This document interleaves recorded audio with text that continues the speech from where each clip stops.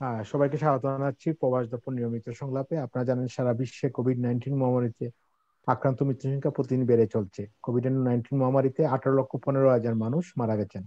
বাংলাদেশে মৃত্যু আক্রান্ত সংখ্যা বেড়েই চলছে। বাংলাদেশের মানুষ গভীর আগ্রহ নিয়ে অপেক্ষা করছে কবে আসবে ভ্যাকসিন। এছাড়াও কোভিড-19 এর কারণে সারা বিশ্বে বেকার সমস্যা বেড়েই চলছে। বিশেষ করে মধ্যপ্রাচ্যের প্রবাসী নানান সমস্যায় জর্জরিত। আজকে সংলাপের বিষয় সমসাময়িক বাংলাদেশ। আজকে আমাদের অতিথি প্যানেলে আছেন মাননীয় সংসদ সদস্য, পররাষ্ট্র মন্ত্রণালয় সম্পর্কিত স্থায়ী কমিটির সদস্য, আওয়ামী লীগ নেতা প্রফেসর ডাক্তার মোহাম্মদ হাবিব মিলাদ মুন্না এমপি। আমাদের সাথে আছেন সাবেক ছাত্র নেতা, সাবেক সাংসদ, বিএনপির কেন্দ্রীয় নেতা অ্যাডভোকেট নেওয়াজ আলী আলী। আমাদের সাথে আছেন বাংলাদেশ মেডিকেল সোসাইটি ইউকে সভাপতি ডাক্তার রফিকুল হাসান খান জিন্না। আমাদের সাথে আছেন বাহরাইন প্রবাসী হুসাইন আহমেদ। সবাইকে স্বাগত জানিয়ে শুরু করছি আজকে সংলাপের শুরুতে আমি যাব। আমাদের সাথে আছেন বাহরাইন প্রবাসী। আমরা জানি যে বাহরাইন প্রবাসীরা দীর্ঘদিন ধরে বাংলাদেশে আটকা পড়ে আছেন, বিচার মেয়াদ শেষ হওয়ার কারণে ফেরত যেতে পারছেন না। ওনারা বিভিন্ন মন্ত্রণালয়ে ওনারা স্মারকলিপি দিয়েছেন, কিন্তু এখনো কোনো সুরাহা হয়নি। এ ব্যাপারে হুসাইন আহমেদ আপনি কি বলবেন প্লিজ? ধন্যবাদ রূপক দা, আপনার অনুষ্ঠানে আপনি আমাকে আবার আমন্ত্রণ করার জন্য। এবং 2020 সাল আজকে শেষ দিন, আমরা 2021 সাল হ্যাপি নিউ ইয়ারে যাচ্ছি। ইনশাল্লাহ আশা করব সবাই 2021 সাল ভালোভাবে উদযাপন যেহেতু করতে পারি, এবং সবার মঙ্গল কামনা করতেছি 2021 সালকে নিয়ে।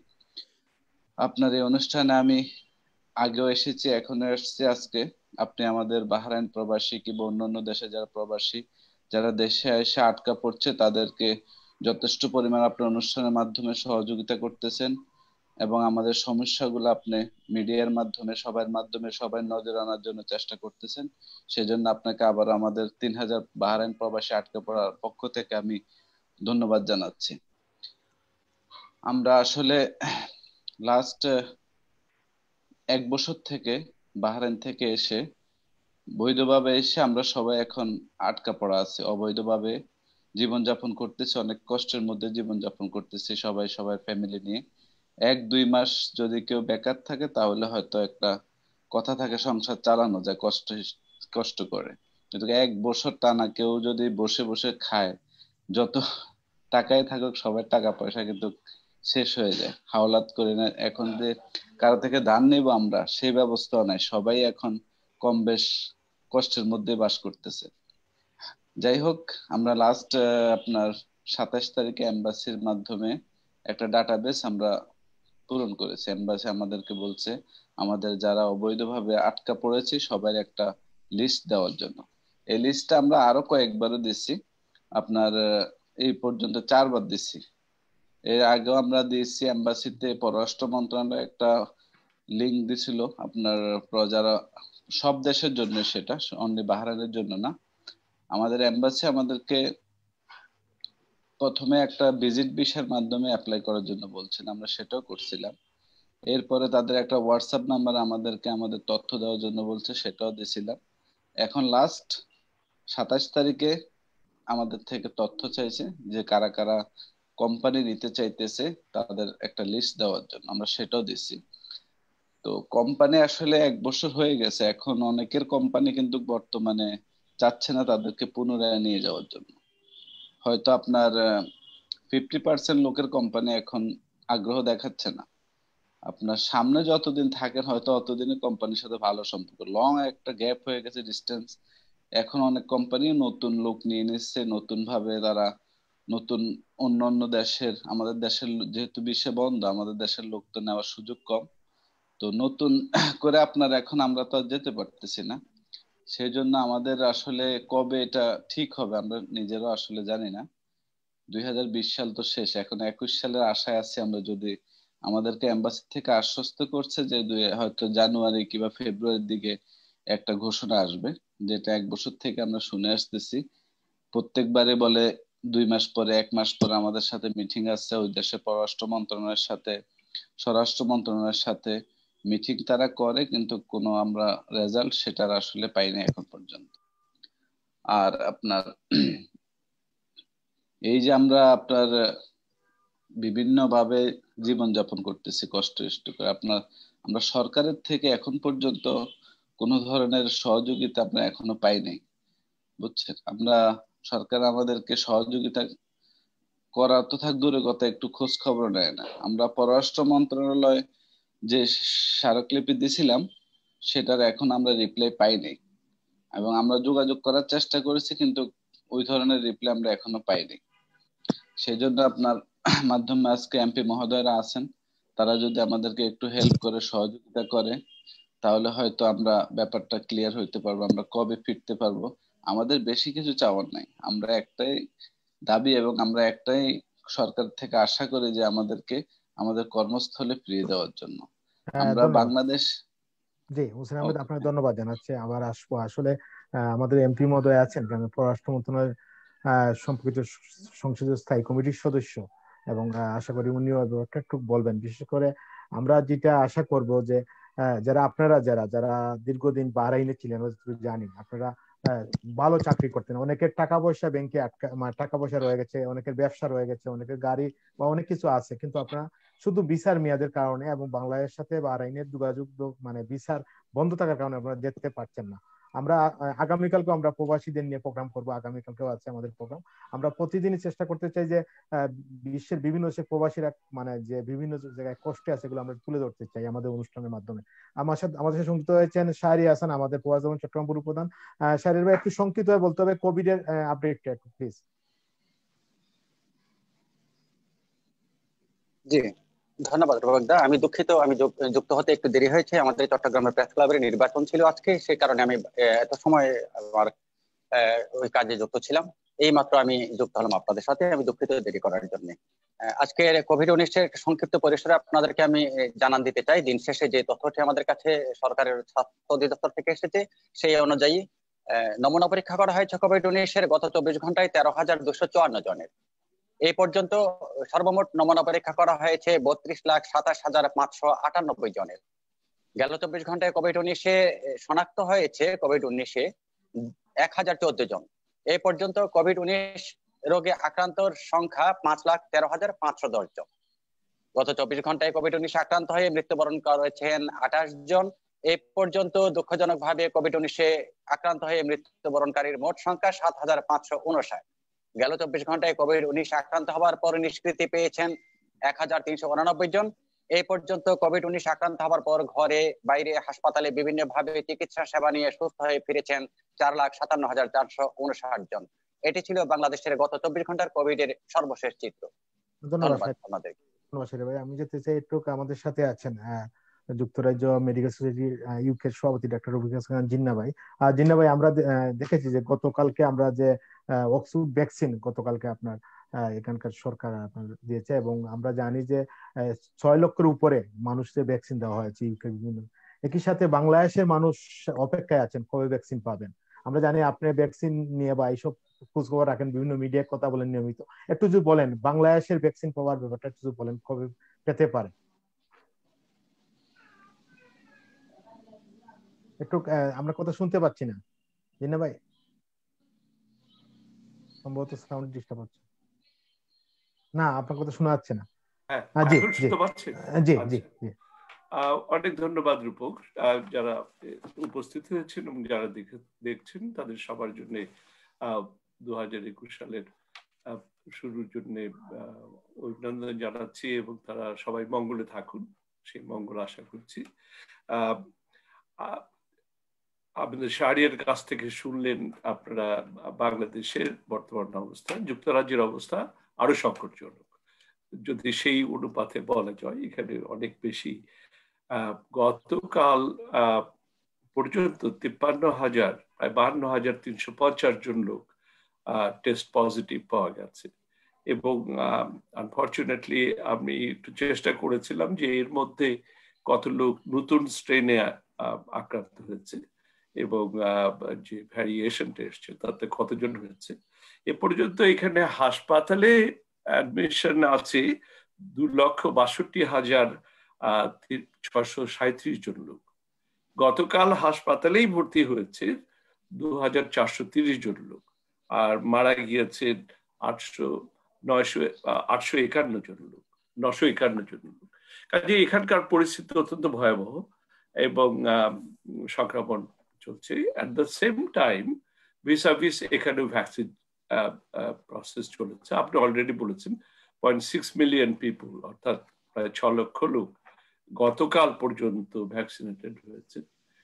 সেটা হচ্ছে ফাইজার বায়ো বিয়নটেকের। আর গতকাল অ্যাপ্রুভ হয়েছে, গত মঙ্গলবারে অ্যাপ্রুভ হয়েছে অক্সফোর্ড অ্যাস্ট্রাজেনেকা ভ্যাকসিন। এই সব মিলিয়ে আশা নিরাশার একটা বিরাট অবস্থা বিদ্যমান এখানে। তো এটার রিফ্লেকশনে আমি ভাইরাসের ভ্যাকসিন নিয়ে আগেও আপনাদের সঙ্গে কথা বলেছি, ভ্যাকসিন নিয়ে আজকে আমি আরো একটু দেখার চেষ্টা করলাম। আর আরেকটি সংবাদ কিছুক্ষণ আগে এসে পৌঁছেছে, সেটা হচ্ছে যে চীনের সাইনোফার্মার ভ্যাকসিনটা ওদের দেশে অ্যাপ্রুভ করেছে এবং তারাও দিয়েছে। বাংলাদেশের যেটা আমি ভ্যাকসিনের যতটুকু খবর পেয়েছি, এবং আমি একটু দাম নিয়েও আমি খোঁজ খবর করছিলাম, যে বাংলাদেশের সেটা হচ্ছে যে বাংলাদেশে অক্সফোর্ড অ্যাস্ট্রাজেনেকা ভ্যাকসিনের ব্যাপারেই সবচেয়ে বেশি প্রাধান্য দেখা গেছে, যে এটার ব্যাপার নিয়ে কথা হচ্ছে এবং সেরাম ইনস্টিটিউটের সঙ্গে একটি চুক্তিও হয়েছে বলে আমি শুনেছি, এবং আমার মনে হয় এটা সত্য আর কি। তো অক্সফোর্ড অ্যাস্ট্রাজেনেকা ভ্যাকসিনের ব্যাপার নিয়ে আমি গত সংখ্যায় ল্যান্সেট পত্রিকায় যে আর্টিকেলটা ছাপা হয়েছিল সেটাও আমি পুরোপুরি পড়েছি এবং দেখেছি যে এটার ব্যাপারে যে সন্দেহ এবং যে সমস্ত সংখ্যার কথা বলা হয়েছে সেগুলো, এবং ডোজ নিয়ে যে সমস্ত কথা বলা হচ্ছে। দামের দিক দিয়ে আমি যখন তো যে আপনার ইন্ডিয়ান সেরাম ইনস্টিটিউটের সঙ্গে যে সংযুক্ত হয়েছে সেটার ব্যাপারে আমি একটি কথা বলছি, এটার বিক্রয় মূল্য ইউরোপিয়ান ইউনিয়নে হচ্ছে €1.78, অর্থাৎ আমাদের পাউন্ড স্টার্লিংয়ে £1.61। এটা হচ্ছে ইউরোপিয়ান ইউনিয়ন এবং সরকারিভাবে কেনা হচ্ছে, £2 নিচে আর কি এখানে।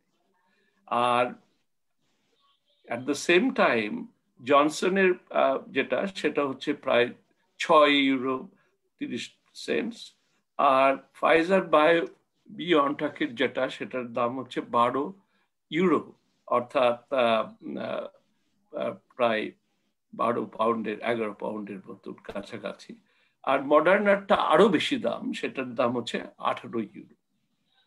ভারতের সেরাম ইনস্টিটিউট যেটা প্রথম পর্যায়ে যেটা দেবে, ওরা আজকে বলেছে যে ভারতের ভ্যাকসিনেশন সেটা শুরু হচ্ছে এই ফেব্রুয়ারি মাস থেকে।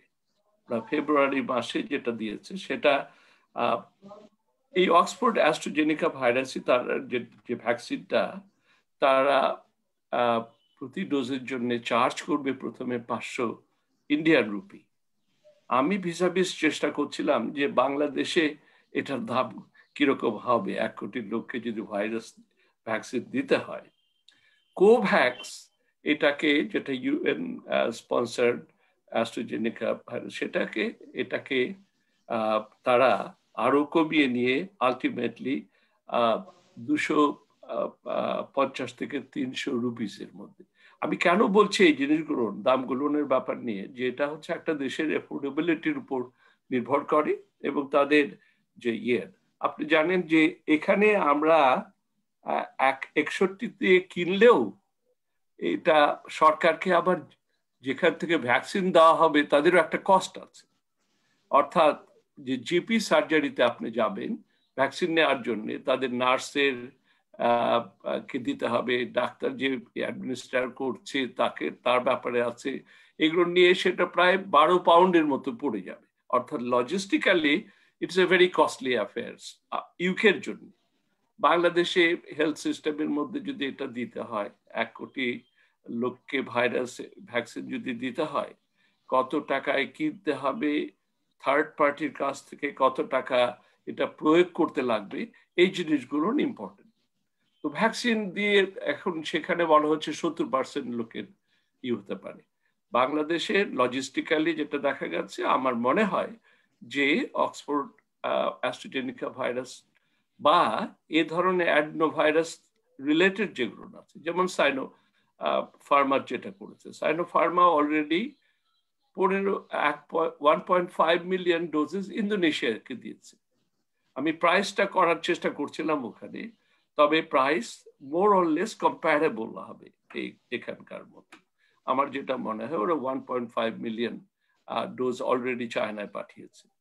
আরো আছে স্পুটনিক ভাইরাসের, আমি ওটাকে স্পুটনিক 5 যেটা রেডি ইনস্টিটিউট যেটা করছে, রেড্ডি সেন্টার ইন ইন্ডিয়া, সেটাতেও প্রাইস কিন্তু বেশ আর কি 500 থেকে 700 ইন্ডিয়ান রুপিতে পার ডোজেস ভ্যাকসিন দিচ্ছে। কাজেই সবকিছু মিলিয়ে, এবং যেহেতু আমরা জানি যে অক্সফোর্ড অ্যাস্ট্রাজেনেকা ভ্যাকসিন যদি 70%ও এফেক্টিভ হয়, এবং ডোজ নিয়ে একটি ঝামেলা চলছিল যে ট্রায়ালের মধ্যে দুটো ফুল ডোজ দিয়ে রেজাল্ট চাইতে half first dose are the second dose সেটা আছে, সেটাও এরা সলভ করেছে, এবং গ্যাপটাকেও এরা বাড়িয়ে দিয়েছে, যে দুটো ডোজের মধ্যে যে গ্যাপ সেটা হচ্ছে 12 সপ্তাহ পর্যন্ত করেছে। আর ফাইজার বায়োএনটেকের দামও বেশি, স্টোরেজের সমস্যা আছে, -70 ডিগ্রিতে রাখতে হবে। আবার অক্সফোর্ড অ্যাস্ট্রাজেনেকা ভাইরাস আপনি নর্মাল ফ্রিজে 4 ডিগ্রি সেন্টিগ্রেড রাখতে পারেন। কাজেই বাংলাদেশের এই জিনিসগুলো একটু আমার মনে হয় স্বচ্ছতা দরকার আছে, যে মানুষকে ঠিক আছে আমরা ফেব্রুয়ারি, মার্চ, এপ্রিল যেদিনই আমরা দিই, যেদিনই আমাদের লজিস্টিক্যালি সম্ভব, যে আমরা কি দামে কিনছি, কিভাবে দিচ্ছি, কত টাকা খরচ পড়ছে, এবং সরকারের খাত থেকে কত টাকা যাবে, যাতে করে ম্যাক্সিমাম লোক পেতে পারে। ওভার 65 ইউকেতে আমার মনে হয় যে ওরা মার্চ এপ্রিলের মধ্যে এই দেশের যত 65-এর উপরে লোক আছে তাদেরকে দিয়ে দিতে পারবে ভ্যাকসিন। আমার বয়স অনুযায়ী আমি অপেক্ষা করছি, যে কোনো সময় হয়তো আমাকে ডাকতে হবে। আমাদের বন্ধু বান্ধব অনেকে যারা ডাক্তারিবিদ্যায় কাজ করছে, এই ভ্যাকসিনগুলো বিশেষ করে মেডিকেল প্রফেশনের জন্য দরকার। কেন আমি একটি কথা বলছি, বাংলাদেশে আমাদের প্রফেসর ডক্টর মিল্লাত আছেন এখানে, উনিও আমার সঙ্গে কনকার করবে। আমি গত 1 সপ্তাহে আমাদের 3 জন ডাক্তারের মৃত্যুর খবর পেয়েছি 1 সপ্তাহে। আমি আমার এখানে এমআরসি ওজিপি ছিলেন, উনি বাংলাদেশে ফিরে গিয়েছেন, উনি মারা গেছেন। আর আমার রেজিস্ট্রার ছিলেন, আমি যখন মেডিকেল কলেজের ছাত্র ছিলাম সেই 65 সালের দিকে, উনিও মারা গেল কয়েকদিন আগে। আর একটি ইয়াং ছেলে মারা গেল, সেটা হচ্ছে বার্ন অ্যান্ড প্লাস্টিক সার্জারি ইউনিটে তপন লেলিন বলে একটি ছেলে। আমার মনে হয় আমি যে কটি লিস্ট বিভিন্ন দেশে দেখেছি, আমি মেডিকেল সোসাইটির সভাপতি হিসাবে আমার স্বাভাবিকভাবে এটা জানার আমার খুব বেশি ইচ্ছা। সেখানে দেখেছি যে আমাদের বাংলাদেশের ডাক্তার এবং অ্যালাইড মেডিকেল ডিপার্টমেন্টে মৃত্যুর হারটা আশঙ্কাজনকভাবে পৃথিবীর শীর্ষে পড়েছে, এবং তারাই যারা আমাকে এই ব্যাপারে সাহায্য করবে, এই ভ্যাকসিনেশনের ব্যাপারে বলেন, এর ব্যাপারে চিকিৎসার ব্যাপারে, তারাই আজকে বেশি আক্রান্ত হচ্ছে। আমি খুবই উদ্বিগ্ন। আবার আসবো আমরা একটু যেতেছি। আমাদের সাথে আছেন বিএনপির কেন্দ্রীয় নেতা, সাবেক সাংসদ, সাবেক বদরুদ্দোজা কলেজের ভিপি অ্যাডভোকেট নেওয়াজ আলিমা আলিয়াপা। আলিয়াপা একটু আনমিট করতে হবে আপনাকে। আলিয়াপা, আমরা দেখতে পাচ্ছি সারা বিশ্বে কোভিড মহামারী চলছে, আবার বেকার সমস্যা, দ্রব্যমূল্য ঊর্ধ্বগতি, কি বলবেন আপনি? রূপকদা, আপনার প্রবাস দর্পণের সকল দর্শক এবং শ্রোতাদেরকে আমি অগ্রিম নববর্ষের শুভেচ্ছা, হ্যাপি নিউ ইয়ার জানাতে চাই। আর আপনি আজকে আমাকে যুক্ত করেছেন, সেজন্য আপনাকে অসংখ্য ধন্যবাদ। আজকে কোভিড-19 নিয়ে আমি এতক্ষণ ধরে কথা শুনছিলাম। আমি তো আসলে এই ব্যাপারে বিজ্ঞ না। আজকে সৌভাগ্য যে 2 জন ডাক্তার আমাদের এই প্রোগ্রামে আছেন, তো আমি মনে হয় ওনারাই বেশি ভালো বলতে পারবেন কোভিড নিয়ে। কিন্তু আমার শুধু একটাই চাওয়া থাকবে যে সরকার বলেছে যে এটা বিনামূল্যেই দেওয়া হবে।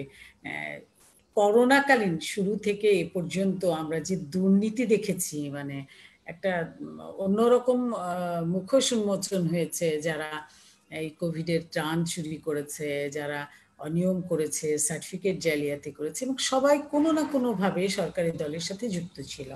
তো আমি শুধু বিনয়ের সঙ্গে আজকে, যেহেতু একজন মানে রানিং এমপিও আছেন মিলাদ ভাই, অত্যন্ত শ্রদ্ধার মানুষ, ওনাকে মানে আমার একটা কথা থাকবে যে এই ভ্যাকসিনটা নিয়ে দয়া করে আর যেন এরকম মানে কোনো দুর্নীতি না হয় এই ব্যাপারে ওনারা সচেতন থাকবেন, নিশ্চয়ই সচেতন থাকবেন।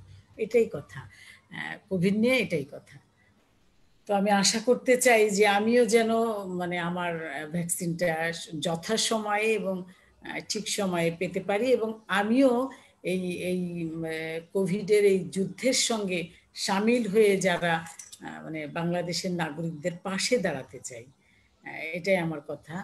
আর আজকে আজকে দিনটা আমাদের কাছে একটু অন্যরকম, মানে গত এক বছর কেমন গেল সেটা একটু মানে রিয়েলাইজেশনের ব্যাপার থাকে যে গত এক বছর কি আমরা ভালো ছিলাম না কেমন ছিলাম। আর অবশ্যই আমরা আশাবাদী মানুষ, আশা করতেই পারি যে আগামী বছরটা আমাদের সকলের জন্য অনেক ভালো একটা বছর হবে, এই আশাবাদ মানে ব্যক্ত করতে চাই। ইনশাল্লাহ আমরা সকলেই ভালো থাকবো। তো যেই কথাটা যে গতকাল একটা মানে আমরা একটা ডে পালন করেছি, সেটা হলো গণতন্ত্র হত্যা দিবস। আর পাল্টাপাল্টি আরেকটা দিবসও মানে সরকারি দল পালন করেছে, তারা বিজয় দিবস, গণতন্ত্রের বিজয় দিবস পালন করেছে। তো এখানে আজকে সমসাময়িক আলোচনায় আমি যে কি দিয়ে শুরু করি সেটা মানে নানাবিধ কথা, কোনটা দিয়ে যে শুরু করব সেটাই চিন্তা করছি।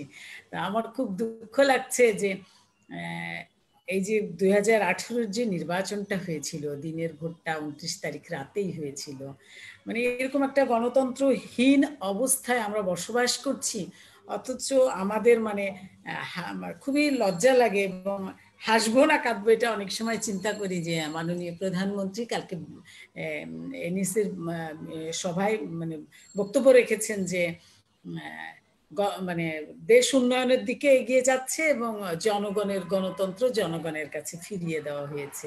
তো কোথায় ছিল গণতন্ত্র, এবং সেটা ফিরিয়ে দেওয়া হয়েছে। যেই যেই বিশ্বের ইতিহাসে যেই মানে এমন কলঙ্কজনক একটা নির্বাচন হয়েছে আমি এর আগে কখনো শুনি নাই। আমরা মিলাদ ভাই শুনেছে কিনা? গতকালকে এই বিষয়গুলো নিয়ে কথা বলছিলাম, আমরা একটু আচ্ছা আচ্ছা দ্রব্যমূল্য সম্বন্ধে একটু জানতে চাই। আমরা গতকালকে এই বিষয়ে একটা বিশেষ প্রোগ্রামও করেছিলাম। হ্যাঁ, গতকালকে 30 তারিখ ছিল, আজকে 2 বছরের শেষ দিন। আমরা একটু দ্রব্যমূল্য ঊর্ধ্বগতি সম্বন্ধে একটু সংক্ষিপ্ত হয়ে বলবেন। আমরা অনুষ্ঠান আমরা খুব আচ্ছা, সংক্ষিপ্ত আমি করছি। আমি বুঝতে পারছি যে রূপক দাই আলোচনায় যেতে চাচ্ছেন না। তো ঠিক আছে, আমি শেষ করছি। শুধু এটাই বলতে চাই যে অবাধ, নিরপেক্ষ এবং সুষ্ঠু নির্বাচনের পরিবেশ এবং সেই নির্বাচন বাংলাদেশের আপামর জনগণের দাবি। শুধু একটি কথা বলে আমি না হয় শেষ করে দিচ্ছি। আর আপনি মানে যে দ্রব্যমূল্যের ঊর্ধ্বগতির কথা বলছেন, বাংলাদেশে সমস্ত কিছু নিয়ে একটি পরিকল্পনা থাকে। যেমন এখন এখন ভরা মৌসুম, ধানের ভরা মৌসুম, কিন্তু এখন যদি আমাকে ধান আমদানি করে আনতে হয় তো সেই চালের মূল্য অবশ্যই বেড়ে যাবে। তো এই পরিকল্পনায় আমরা কেন নাই সেটা আমি জানি না। সকল দিকে উন্নয়ন হলে দ্রব্যমূল্য এই পরিমাণ বাড়া মানে লাগামহীন। আমাদের সহজ প্রাপ্য যেটা মানে নিত্যদিনের যে প্রয়োজনীয় দ্রব্যাদি, এটার মূল্য হু হু করে বাড়ছে। তারপরেও আমরা মানে অনেকটা ক্ষেত্রে ভালো আছি, কারণ আমাদের কিন্তু খাদ্যদ্রব্য খুব একটা আমদানি করতে হয় না। আমাদের যা প্রান্তিক চাষিরা যা চাষ করে, বা আমরা সবাই মোটামুটি কৃষিজীবী বলেই, বাংলাদেশের বেশিরভাগ মানুষ কৃষিজীবী বলেই মনে হয় আমাদের এই জায়গাটাতে আমরা ভালো থাকি সবসময়। শুধু এই সরকারের ক্রেডিট নেওয়ার কিছু নাই এখানে, আগাগোড়াই আমরা এই জায়গাটাতে মানে এত বড় দুর্যোগে, এই কোভিড-19 এই প্যান্ডামিক সিস্টেমে আমরা কিন্তু মানে সবাই চাষিরা কিন্তু তাদের চাষ করছে। দুঃখ লাগে ওইখানে যে মধ্যস্বত্ব ভোগীরা মানে কিভাবে যে দ্রব্যমূল্যের দাম বাড়িয়ে দিচ্ছে, যেখানে চালের যেখানে আসলে ওই মধ্যস্বত্বভোগীরা কিন্তু সব সময় ছিল, এটা কিন্তু ছিল, বাংলাদেশে আছে, সবসময় থাকবেও। ছিল। হ্যাঁ, হ্যাঁ, কিন্তু এটা সেটা ছিল। হ্যাঁ, আসবো আলিয়া, সেটা আপনার কাছে আসবো। নিয়ন্ত্রণের। জি, আবার আসবো আপনার কাছে। আমি একটু দেখতেছি আমাদের মাননীয় সংসদ সদস্য, যিনি পররাষ্ট্র মন্ত্রণালয় কমিটির সদস্য, প্রফেসর ডাক্তার মোহাম্মদ হাবিব মিলাদ মুন্না ভাই কাছে চাই। মিলাদ, হ্যাঁ মুন্না ভাই, আমরা একটু, আপনি একদিকে চিকিৎসক, সাংসদ এবং রাজনীতিবিদ, আমরা একটু যে মানে বাংলাদেশের মানুষ এবং সারা বিশ্বে আমরা যারা প্রবাসীরা আছি, আমরা তাকিয়ে আছি ভ্যাকসিন নিয়ে। বাংলাদেশে কবে পেতে পারে ভ্যাকসিন? আমাদের স্বাস্থ্যমন্ত্রী বলেছেন জানুয়ারি শেষে বা ফেব্রুয়ারির প্রথমে আসতে পারে। এবারটা একটু বলেন প্লিজ। ধন্যবাদ আপনাকে, ধন্যবাদ আলোচক বৃন্দ এবং দর্শকদেরও, আর সবাইকে আগামীকাল যে 2021 সনটিতে পদার্পণ করব তার অগ্রিম শুভ নববর্ষ। আপনারা জানেন এই বছরটিতে আমরা বিভিন্ন কারণে বাংলাদেশে একটু অস্থিরতা বিরাজ করেছে। তার মধ্যে বড় কারণটি হচ্ছে কোভিড-19 বা করোনা। গত মার্চ মাসের 8 তারিখে প্রথম শনাক্ত, 18 তারিখে প্রথম মৃত্যু। এরপর থেকেই যেন আমরা হঠাৎ করে আতঙ্কগ্রস্ত হয়ে গেলাম, এবং মে জুন জুলাই মাস পর্যন্ত কিন্তু আমাদের আতঙ্ক বেশ ভালোভাবেই ছিল। তারপর থেকে হঠাৎ কি হয়ে গেল, আমাদের আতঙ্ক যেন কমতে থাকলো। একদিকে যেমন মৃত্যু হার কমলো, অন্যদিকে রোগীর সংখ্যাও কমতে থাকলো। এবং আমরা সকলেই শঙ্কা করেছিল যে জানুয়ারি মাসে বা শীতের দিনগুলোতে এটার সংখ্যা বাড়বে। যদিও আজকে মৃত্যু অন্যান্য দিনের তুলনায় একটু বেশি, কিন্তু গত 1 সপ্তাহ বা 2 সপ্তাহ যদি তুলনা করে থাকেন, মৃত্যু এবং শনাক্তের সংখ্যা কিন্তু বেশ পার্সেন্টেজ অনুযায়ী অনেক কম। কিন্তু তার অর্থ এই না যে আমাদের অসাবধান হতে হবে, আমরা কোনো স্বাস্থ্যবিধি মানবো না, আমরা যেভাবে আছি সেভাবেই থাকবো, আমরা হয়তো ভালো থাকবো। আসলে এই ধরনের মহামারীতে আমরা আসলে অভ্যস্ত নই। এর আগে ইবোলার কথা বলেন, সার্স কিংবা মার্সের কথা বলেন, এগুলো কিন্তু বাংলাদেশে তেমন কোনো প্রভাব ফেলেনি। এই জন্য আমরা আসলে প্রথম দিকে প্রস্তুত ছিলাম না। এবং আপা যে কথাগুলো বলছে, প্রথম দিকে সত্যিকার অর্থে কিছুটা বেহাল অবস্থা ছিল, এবং সাথে সাথে কেউ কেউ দুর্নীতি করার চেষ্টাও করেছে প্রথম দিকে। পরবর্তী দিকে কিন্তু সরকার সামলে নিয়েছে অভিজ্ঞতার কারণে। এটা অস্বীকার করার কোনো উপায় নাই যে কিছু হয় না, এবং সেগুলো আজকেও বছরের শেষ দিন হিসেবে কালকে পত্রপত্রিকায় আসবে। কিন্তু একটা জিনিস করেছে আওয়ামী লীগ সরকার, সেটি হয়েছে যারা করেছে তাদেরকে আইনের আওতায় এনেছে। এবং যে অপরাধীরা সবসময় থাকে, সব সরকারের সময় থাকে, কিন্তু কোন কোন সরকার তাকে আইনের আওতায় আনে, কোন কোন সরকার তাকে আইনের আওতায় আনে না।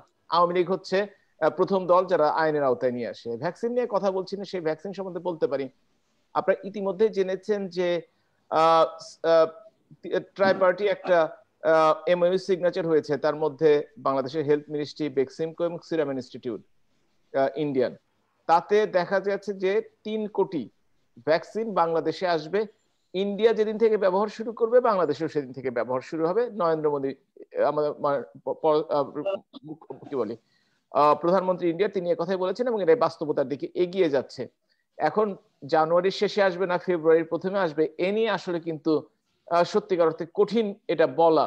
আর দামের কথা যেটি বলছিলেন সেটি হচ্ছে যে বাংলাদেশি টাকায় এটা মানে ইউএস ডলারে $5, সেখানে হয়তো 430 টাকা 40 টাকা এরকম করে পড়বে পার ডোজ।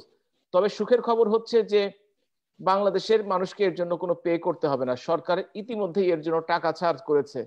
তো এটার ইফিকেসি নিয়ে প্রশ্ন উঠেছিল, কিন্তু সত্যিকার অর্থে এখন এইটাই আমাদের সবচেয়ে কাছের এবং সবচেয়ে সস্তা এবং সবচেয়ে অ্যাভেলেবল, এই জন্য আমরা পাচ্ছি। আর বাংলাদেশের স্বাস্থ্য অধিদপ্তরে এই টিকা যে শুধু আসলে তো হবে না, ভ্যাকসিন আসলে হবে না, ভ্যাকসিন দেওয়ার জন্য প্রস্তুত থাকতে হবে।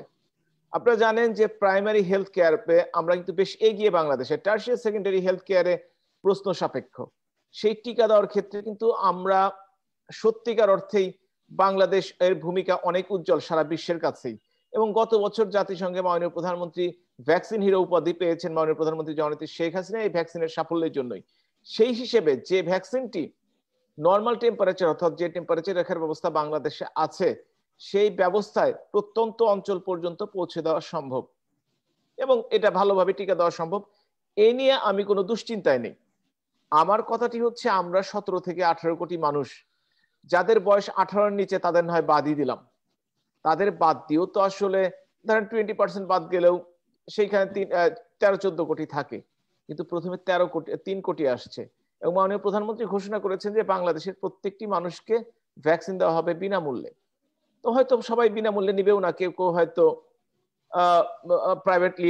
প্রাইভেটলি নিবেন। অনেকে আমি শুনছি অনেক ধনী লোক যারা অন্য দেশে চলে গেছেন ভ্যাকসিন নেওয়ার জন্য, এবং সেখানে যারা কোয়ারেন্টাইনে থাকছেন, ভ্যাকসিন নিচ্ছেন, মাস 2 পরে ফিরে আসছেন, তাদের কথাটি আলাদা।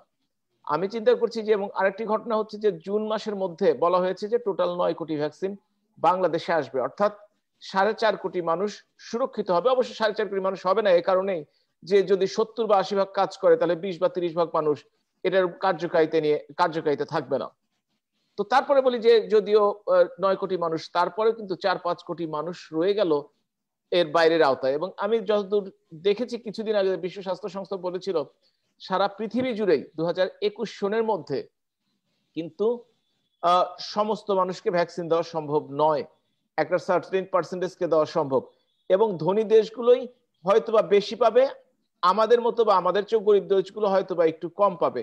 কিন্তু আমাদের দূরদৃষ্টির কারণে, মাননীয় প্রধানমন্ত্রীর দূরদৃষ্টির কারণে এর জন্য কিন্তু বাজেটও রাখা হয়েছে, যোগাযোগও চালু রাখা হয়েছে, এবং এই যে কোভ্যাক্সের কথা যে বললেন সেটাতেও বাংলাদেশ একজন সহযোগী, এবং বাংলাদেশ সেখান থেকে ভ্যাকসিন পাবে বলে আমরা আশা করছি। কিন্তু কোভ্যাক্স তো আসলে 20% বেশি দিবে না, সেদিকটাও নজরে রাখতে হবে।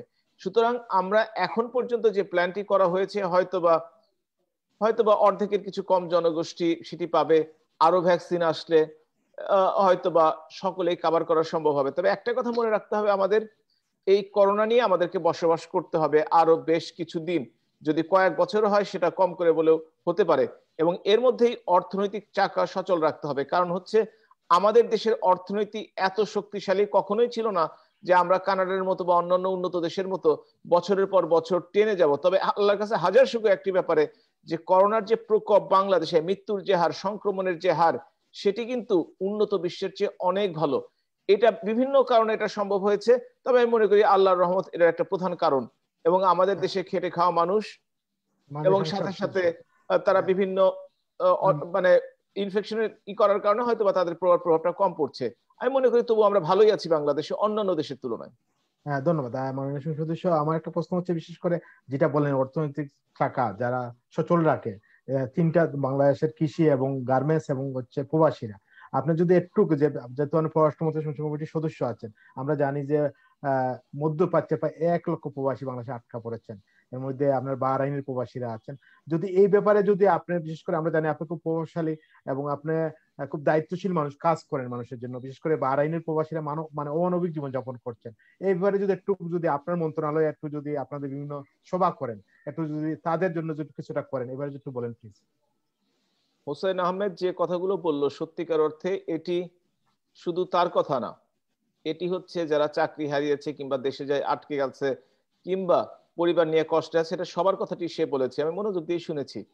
এবং এই অবস্থায় সত্যিকার অর্থে তাদের একটা ইনকাম ছিল, তারা ভালো জীবন যাপন করেছে, সেটার জন্য তারা যে পরিমাণ কষ্টে আছে তাদের তো অবশ্যই সমবেদনা জানাই। সাথে সাথে এই কথাও বলি, আপনারা দেখেন বাংলাদেশ সরকার কিন্তু ইতিমধ্যেই যারা রেমিটেন্স পাঠাচ্ছিলেন, যেটা অর্থনৈতিক গতিকে সচল রেখেছে, এবং আপনি জেনে খুশি হবেন যে কালকে পর্যন্ত, গতকালকে বাংলাদেশে ব্যাংকের রিজার্ভ ছিল $43 বিলিয়ন, এরা সর্বোচ্চ।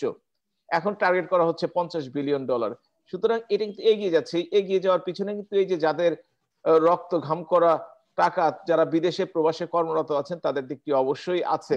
এবং বিভিন্ন প্রণোদনার ক্ষেত্রে এখনো বাংলাদেশের অর্থনীতি কিন্তু টিকে আছে এবং টিকে থাকবে এই প্রণোদনার ক্ষেত্রেও। আমরা জানি প্রায় কয়েকশো কোটি টাকা প্রবাসীদের জন্য প্রণোদনা ঘোষণা করা হয়েছে, কিন্তু প্রবাসীরা বিভিন্ন কারণে সেই প্রণোদনা পাচ্ছেন না। একটা ব্যাপার আপনাদের অবশ্যই খেয়াল রাখতে হবে, আমার একটা দায়িত্ব আছে, আপনি যে কথাটি বলেছেন অবশ্যই, এবং পরবর্তীতে যে সভাটি খুব শীঘ্রই হবে সেটিতে আমরা গত মিটিংয়ে আলোচনা করেছি, এটাতেও আলোচনা করেছি, কিন্তু যদি বিমান চলাচল বন্ধ হয়ে যায়, যদি কোনো মালিক কাউকে ফেরত না দিতে চায়, কেউ যদি কাউকে ভিসা না দেয়, তাহলে কিন্তু সরকারের পক্ষে আসলে কিছু করার নাই।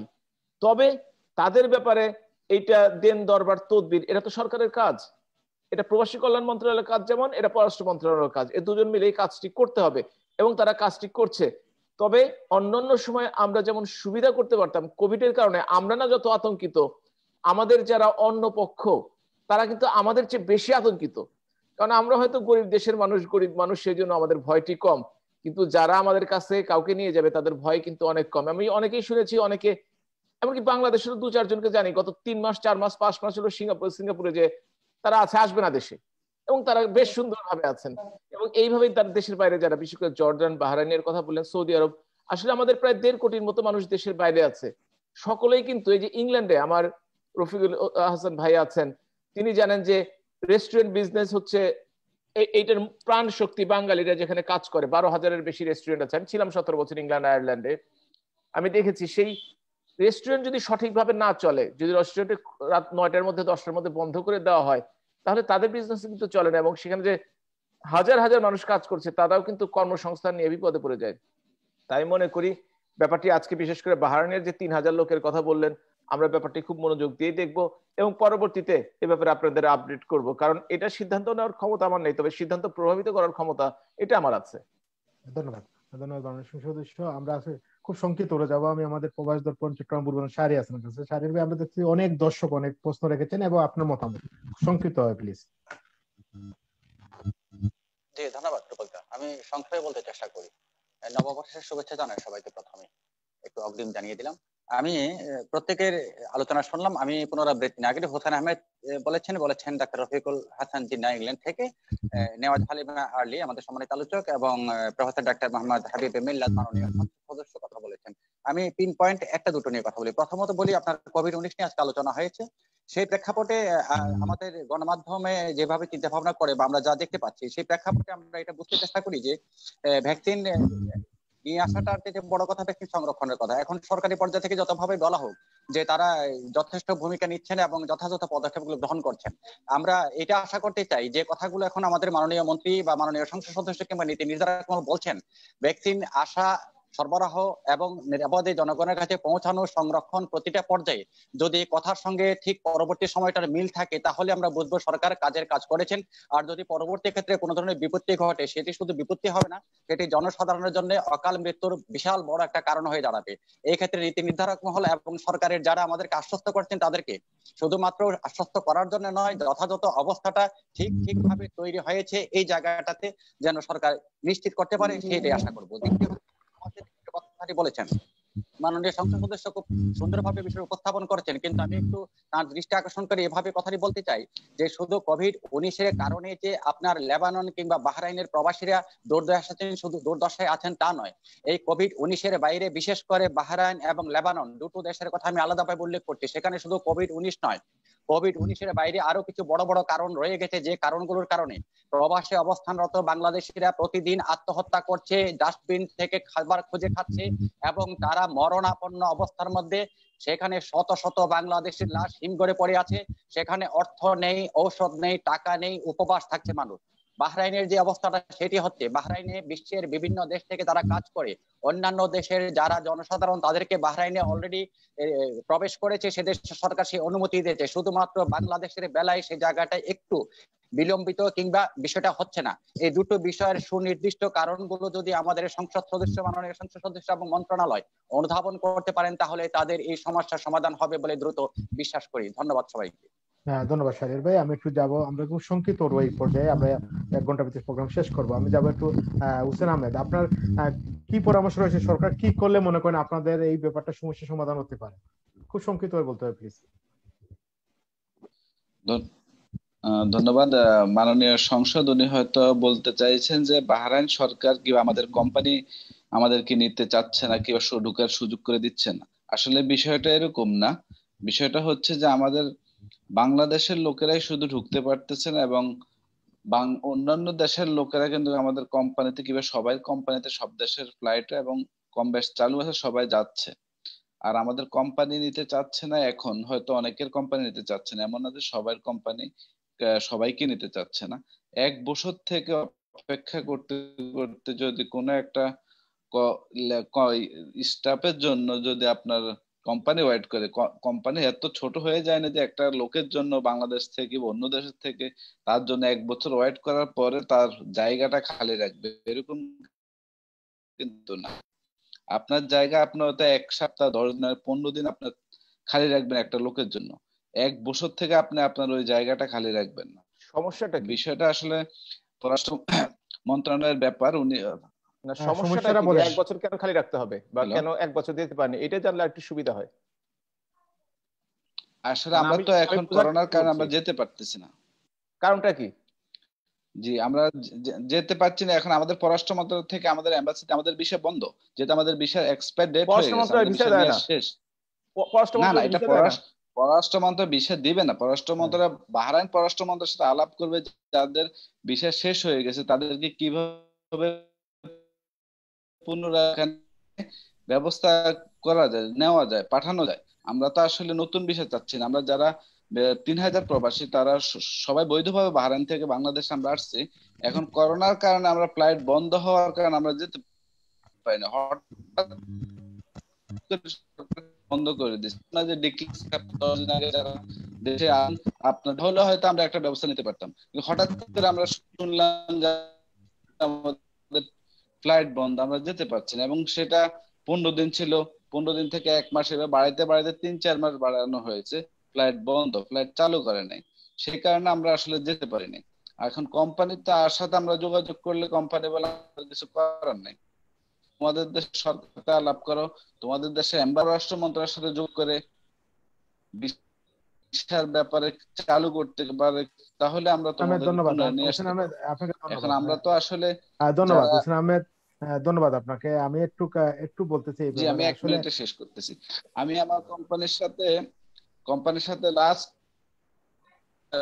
1 সপ্তাহ আগে কথা বলছি, তারা বলতেছে এখনো আমাদের জন্য ওয়েট করতেছে, কিন্তু আমরা সরকারের থেকে যদি সুযোগ পাই, সেটা ব্যবস্থাটা করে দেয়, তাহলে যেতে। ধন্যবাদ হোসেন আহমেদ, আপনি যে কথাগুলো বলছিলেন আপনার ইন্টারনেটের সংযুক্ত বিচ্ছিন্ন হয়ে গেছে। আমি একটু যেটা বলতে চাই এটা হচ্ছে যে যেটা বাহরাইনে আমরা বিভিন্ন সময় অনুষ্ঠান করেছি, বাহরাইন থেকে আমরা যে জিনিসটা আমরা জানি, যে যে জিনিসটা আমি যে এটা হচ্ছে যে আমরা বাহরাইনের সরকারের সাথে যদি বাংলাদেশ সরকারের দ্বিপাক্ষিক একটু আলোচনা হয়, তাহলে ওনাদের এই ব্যাপারটার সমস্যার সমাধান হতে পারে। তো এটাই হচ্ছে আমাদের যারা আজকে যিনি হোসেন আহমেদ বলছিলেন, উনি এই দাবি করতেছেন যে তদবির যেটা আর কি, যোগাযোগ ব্যবস্থা যদি করেন, যেহেতু আমাদের তাহলে 4 বছর থেকে আমাদের দেশে বিষয়টা বন্ধ, নতুন বিষয় নাই যে এটা আমাদের কোম্পানি বুঝতে নতুন পারছি। করে আমাদেরকে নিতে পারবে। ধন্যবাদ হোসেন আহমেদ, অন্যান্য ধন্যবাদ। দেশের ক্ষেত্রে সেটা কিন্তু চালু আছে। ধন্যবাদ, ধন্যবাদ আপনাকে। আমি একটু যেতে চাই আপনার যাব, আমাদের সাথে ডাক্তার রবিক হাসান জিন্না ভাই আছেন। জিন্না ভাই, আমরা কোভিড নিয়ে কথা বলতেছিলাম, বিশেষ করে ইউকের অবস্থা খুবই খারাপ। যদি একটু বলেন বাংলাদেশের, আমরা যারা বাংলাদেশের মানুষ প্রবাসী আছি, বাংলাদেশে আমরা চিন্তা করি, এবং আপনার কি পরামর্শ রয়েছে? আপনি কিন্তু এই কথাগুলো আগেই বলছিলেন, কোভিড নিয়ে অন্যান্য অনুষ্ঠানে বলছিলেন যে আপনি জুলাই আগস্টে বলছিলেন যে এখন থেকে বাংলাদেশ সরকার বিভিন্ন কোম্পানির সাথে কথা বলে, মানে বিভিন্ন দেশের সাথে কথা বলে কোভিড এর মানে ভ্যাকসিনটা নিশ্চিত করতে হবে। তো কি পরামর্শ রয়েছে এই পর্যায়ে?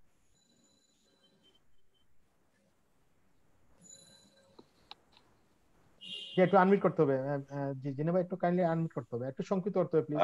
আচ্ছা, আমি অনেক জ্ঞাত হলাম সংবাদে, অধ্যাপক মিল্লাতকে অনেক ধন্যবাদ। আমি একটি জিনিস আমার মাথায় এখনো ঢুকছে না, যেখানে $200 টাকার ভ্যাকসিন 600 টাকায় কেন কিনতে হবে, এবং এখানে কার কনফ্লিক্ট অফ ইন্টারেস্ট আছে কিনা। Conflict of interest is very important, এবং এটা কিন্তু আপনি শুধু একজন চিকিৎসক নন, আপনি একজন সাংসদ, এই জিনিসগুলো জানা দরকার। আর 2 নম্বর হচ্ছে, এটা হচ্ছে এখন মার্কেট ইকোনমির অবস্থা হয়ে দাঁড়িয়েছে। ভ্যাকসিন একটা বাণিজ্য। বেলজিয়াম সরকারের অপোজিশন, বেলজিয়ামের হেলথ মিনিস্টার এই কোশ্চেন তুলেছিল যে ফাইজার বায়োএনটেকের ভ্যাকসিন আমাদের এত পয়সায় কেন নিতে হবে, যেটাও আমার দেশে উৎপাদিত হচ্ছে। এবং এই জিনিসগুলো আমি জানি যে বাংলাদেশের মেডিকেল রিসার্চ কাউন্সিল থেকে কোভিড ট্রায়ালের মধ্যে অংশগ্রহণ করার জন্য অনুরোধ করা হয়েছিল। সরকার এটা কি রাজনৈতিক সিদ্ধান্ত কিনা সেই ব্যাপারে কিন্তু আপনার একটা যৌথ ভূমিকা আছে, এবং বাংলাদেশের মানুষ টাকাটা তো ট্যাক্স পেয়ারের পয়সাই যাবে আলটিমেটলি। আর 2 নম্বরের, এবং উনি একটা খুব আশ্বস্ত করেছেন যে প্রাইমারি হেলথ কেয়ার ইউনিট আছে, এই জিনিসগুলোকে ভ্যাকসিন দেওয়ার সম্ভাবনা আছে। এটা আমাদের খুবই সুসংবাদ। এবং আমার মনে হয় এখানে স্বচ্ছতাটার প্রয়োজন আছে। এই স্বচ্ছতাটা থাকলে সরকারই লাভবান হবে, যে আমি স্বচ্ছভাবে বলছি। বেক্সিমকোর রিপ্রেজেন্টেটিভ লন্ডনে যখন আসে, আমি খবর নিয়েছি, তারা তো সরাসরি অক্সফোর্ড অ্যাস্ট্রাজেনেকার সঙ্গে কথা বলছে। এবং আজকে আমি খুবই ভালো লাগে যে বাংলাদেশের ড্রাগের ফার্মাসিউটিক্যাল কোম্পানিগুলো অনেক উন্নত পর্যায়ে গেছে, বেক্সিমকোর সারা দুনিয়াতেই যাচ্ছে। এবং তখন যদি আমরা ইনফ্রাস্ট্রাকচার অফ দ্য ভ্যাকসিন, সেখানে যদি আমরা ইনভেস্ট করতাম, তাহলে আজকে যেমন আপনি চিন্তা করুন, 350 বিলিয়ন ডোজেস ভ্যাকসিন অলরেডি যুক্তরাজ্য সেই প্রথম থেকেই অর্ডার দিয়ে রেখেছে। $100 মিলিয়ন ডোজ হচ্ছে অক্সফোর্ড অ্যাস্ট্রাজেনেকার, 40 মিলিয়ন ডোজ তারা নিয়েছে ফাইজার বায়োএনটেকের, 7 মিলিয়ন নিয়েছে তারা মডার্না। এগুলোর হচ্ছে প্রস্তুতির ব্যাপার, এবং এই জিনিসগুলোর হচ্ছে স্বচ্ছতার ব্যাপারও আছে। এখানকার কাউকে ছেড়ে কথা বলবে না কেউ, যে কত টাকা দিয়ে কিনলে কত টাকা করে দিচ্ছ। আমি কেমন করে জানলাম যে 12 পাউন্ড 50 পেন্স প্রতি জেনারেল প্র্যাকটিশনের প্রতি ইনজেকশনের দেওয়ার জন্য সরকারকে দিতে হবে? আপনি জানেন যে এখানে টেস্ট অ্যান্ড ট্রেসিং নিয়ে যে মহিলা এটার চার্জে ছিল তাকে পত্রপত্রিকা আমাদের মেডিকেল সংগঠনগুলো ধুয়ে খাচ্ছে, তাকে এক মুহূর্তে ছাড়ছেন না। এই জিনিসটাই আমাদের দরকার, এবং আমাদের চিকিৎসক হিসাবে এই জিনিসগুলো, এবং উনি একটি অত্যন্ত মূল্যবান পজিশনে আছেন, একদিকে যেমন চিকিৎসক অন্যদিকে তেমনি সাংসদ। এই জিনিসগুলো আমাদের দায়িত্ব আছে। আরেকটি লাস্ট কোশ্চেন যেটা আমি বলবো, যে হেলথ কেয়ার ওয়ার্কার বাংলাদেশে এত কেন তাদের আত্মত্যাগ, তাদের এত স্যাক্রিফাইসটা হচ্ছে কেন? আমি শিওর যে আমার অধ্যাপক মিল্লাতেরও হৃদয়টা এটাতে অত্যন্ত বিগলিত হয়, কেননা উনিও নিশ্চয়ই তারই সহকর্মী, তাদেরই সবার। আমি অবাক হয়ে যাই যে বাংলাদেশের যখন চিকিৎসকদের মৃত্যুর সংখ্যাটাকে আমি দেখি, এবং তাদেরকে অবিলম্বে ভ্যাকসিন দিয়ে যারা এখনো কাজ করছেন তাদেরকে ব্যবস্থা করা দরকার। হেলথ কেয়ার ওয়ার্কার এখানে ফার্স্ট। আমার অনেক সহকর্মী যারা আমার চাইতে বয়সে কম, তারা ইতিমধ্যে ভ্যাকসিন পেয়ে গেছে, এখানে ফার্স্ট ডোজ পেয়ে গেছে। এবং আপনার থ্রুতে আমি যেটা বলবো, আর আমি একটু আমি গেছি বাহরাইনে, আমি অনেক সম্মেলনে গেছি। আমি এই পেরেল কলেজে পড়াশোনা করানোর সময় শিক্ষক হিসাবে আমি আপনাদের ওই জায়গায় গিয়েছি। ওখানে বাঙালিরা বেশ সুন্দর পরিবেশে থাকে, এবং আমাদের সঙ্গে দেখা হয়েছে। তাদের জন্য আমার অনেক সমমর্মিতা। সেখানেও আমাদের আছে পররাষ্ট্র মন্ত্রণালয়ে যারা আছেন, তাদের কিন্তু এ ব্যাপারে সক্রিয় ভূমিকা পালন করা উচিত, এবং আমি সেজন্য সহমর্মিতা প্রকাশ করছি। অনেক ধন্যবাদ। জি ধন্যবাদ জিন্না ভাই। আমি যাবো একটু, আমাদের সাথে আছেন বিএনপির সাবেক সাংসদ কেন্দ্রীয় নেতা অ্যাডভোকেট নেওয়াজ আলিমা আলিয়াপা। আলিয়াপা, একটু সংক্ষিপ্ত করবো আজকের প্রোগ্রাম আমরা। একটু আপনারা যে দ্রব্যমূল্য ঊর্ধ্বগতির কথা বলছিলেন, দ্রব্যমূল্য ঊর্ধ্বগতির কথা বলছিলেন, আপনার একটা কি পরামর্শ রয়েছে করলে দ্রব্যমূল্য নিয়ন্ত্রণে রাখতে পারবেন বলে মনে করেন? রূপকদা, দ্রব্যমূল্য নিয়ন্ত্রণের জন্য সরকারকে একটা মনিটরিং সেল কিংবা এই ব্যাপারে আসলে সদিচ্ছা থাকতে হবে। যখন বাংলাদেশে পেঁয়াজ রপ্তানি হয়, মানে উৎপন্ন হয় যেই সিজনে, সেই সিজনে যদি আপনাকে বাইরে থেকে, ভারত থেকে অনুমতি পেয়ে মানে পেঁয়াজ আনার ক্ষেত্রে অনুমোদন পেয়ে আপনি খুশি থাকেন, তাহলে কিন্তু দুঃখজনক যে আমাদের এলাকার যে কৃষক তখন যারা পেঁয়াজ উঠিয়েছে, তাদের পেঁয়াজটা এমন একটা ফসল যেটা ঘরে রাখার বিষয় না। তো যখন আমাদের উৎপন্ন হচ্ছে তখন আপনি ইন্ডিয়া থেকে আনছেন, আর যখন চুক্তি করা পেঁয়াজ আপনি আনতে পারছেন না 27 কত যেন, আমি ঠিক সংখ্যাটা আমার এই মুহূর্তে মনে নাই, মানে অনেক ট্রাক তখন ওপারে পেঁয়াজ পড়ছে, কিন্তু ইন্ডিয়া থেকে পেঁয়াজ আনার অবস্থা নেই। ঠিক তেমনি ভাবে যখন আমার এলাকাতে যেই জিনিসের উৎপন্ন সময়, সেই সময় যদি আমি আমদানি করতে থাকি, তাহলে আমার কৃষক বঞ্চিত হবে। এবং এভাবেই দ্রব্যমূল্য আর কালোবাজারি এগুলো সারা জীবনই ছিল, কিন্তু নিয়ন্ত্রণটা হচ্ছে বড় কথা। এবার আমি মিলাদ ভাইয়ের কথা আসি। রূপকদা, আমি খুব বেশি সময় নিব না, আমি বুঝতে পারছি যে আজকে আপনার সময় কম। তো মিল্লাত ভাই সম্ভবত পররাষ্ট্র বিষয়ক কমিটির সদস্য, উনি যা বললেন, এবং উনি বললেন যে পররাষ্ট্র মন্ত্রণালয়কে প্রভাবিত করার উনি ক্ষমতা রাখেন। তো আমি একটু প্রশ্ন করতে চাই যে আজকে যে আমাদের পররাষ্ট্র বিষয়ক মন্ত্রী যিনি আছেন, তিনি আসলে বাংলাদেশের মন্ত্রী না অন্য কোথাও কার মন্ত্রী? কারণ উনি কদিন আগে, সম্ভবত 16ই ডিসেম্বরে, উনি কি অদ্ভুত ভাবে বললেন যে বর্ডারে একটি খুন হওয়ার পরে উনি বললেন যে বাংলাদেশের জনগণ অস্ত্র সহকারে বিজিএফ ইয়েদেরকে মারতে যায়। তো অদ্ভুত কথা যে এ পর্যন্ত বিজিএফ কখনোই দাবি করে নাই যে বাংলাদেশের নাগরিকরা ওইখানে বাণিজ্য করতে যায় বা চোরাকারবার করতে যায়, অমুক কিছু করতে যায়, অস্ত্র সহ ধরা পড়েছে। আমরা ফেলানির হাতেও কোনো অস্ত্র দেখি নাই। তো এই যে কথাবার্তা, যদি পররাষ্ট্রমন্ত্রী এইভাবে কথা বলেন, তারপর উনি এর আগেও এই যে প্রবাসী ভাই হোসাইন আহমেদ বাহরাইন থেকে ফেরত এসেছেন এবং উনি বলছেন যে একটা বছর তো আমার জন্য আর ওই কোম্পানি চাকুরি ধরে রাখবে না। তো এই এক বছরে তো সরকারের তো নেগোসিয়েশন করার একটা বিষয় থাকে, পররাষ্ট্র মন্ত্রণালয় টু পররাষ্ট্র মন্ত্রণালয়। তো উনি ওনার কাজটা কি, আমি একটু মিল্লাত ভাইয়ের কাছে এটা জানতে চাই। উনি বরাবরই কেমন মানে শিশু সুলভ কথাবার্তা বলেন। এটা তো দেশের সম্মান বয়ে আনে না, এটা দেশের মানুষের জন্য মঙ্গলকর নয়। এটা আমি আর কি একটু মিলাদ ভাইকে পেয়ে মানে জানতে চাইলাম আর কি। আর মিলাদ ভাই আরেকটা কথা বলেন, সবসময় বলেন মিলাদ ভাই এই কথাটা, যে দুর্নীতি সবসময় থাকবে, কিন্তু সেই দুর্নীতিটাকে কেমন ভাবে সরকার ট্যাকেল করছে সেটা বড় কথা। তো আমি একটু মানে মিলাদ ভাইয়ের কাছে অতি বিনয়ের সাথে জানতে চাইছি যে মিলাদ ভাই, এই যে দুর্নীতিগুলো যে হয়, এইখানে কি আসলেই দুর্নীতিকে মানে জিরো টলারেন্স বা এইভাবে দেখে দুর্নীতি দমনের সেরকম কোনো মানে চেষ্টা কি করা হয় কিনা? আমরা তো বরাবরই দেখি যে চুনোপুটি ধরেন, যেমন সম্রাটকে ধরলেন, সেইখানে সম্রাটের ওইখানে স্পষ্ট করে বলা আছে যে 6 জন, মানে তখন তদন্তে চলে আসছিল যে 6 জন মন্ত্রী, এমনকি প্রেসিডিয়াম সদস্য এবং 22 জন এমপি এবং চিটংয়ের হুইপের নামও এসেছিল, যে তারা সবাই এই সম্রাট, তাদেরকে মাসোহারা দিয়ে চলতে হতো সম্রাটকে। সম্রাট নিজে বলেছে এবং বিভিন্ন পত্রিকার মাধ্যমে, এটা আমার নিজের কথা নয়। তো আমি জানতে চাই যে এই যে 22 জন এমপি কিংবা 6 জন মন্ত্রী কিংবা এই যে প্রেসিডিয়াম সদস্য, এদের কাকে ধরছেন? কাকে কি টাচ করা হয়েছে? হয় নাই, কিন্তু চুনোপুটি ধরে থাকেন। তারপর জিকে শামীম, যিনি ঠিকাদার, সেই জিকে শামীম যখন ধরা পড়ে তখন কিন্তু সে ফোন করেছিল বিভিন্ন মন্ত্রীদেরকে, র‍্যাব বলেছে, এটা পেপারে পেয়েছি এবং মানে অথেন্টিক খবর, এটা কয়েকজন প্রভাবশালী মন্ত্রীকে উনি সেদিন ফোন করেছিলেন। তো আমরা জানতে চাই যে সেই বেনিফিশিয়ারি যে মন্ত্রীরা ছিল তারা কই? তাদেরকে ধরেননি?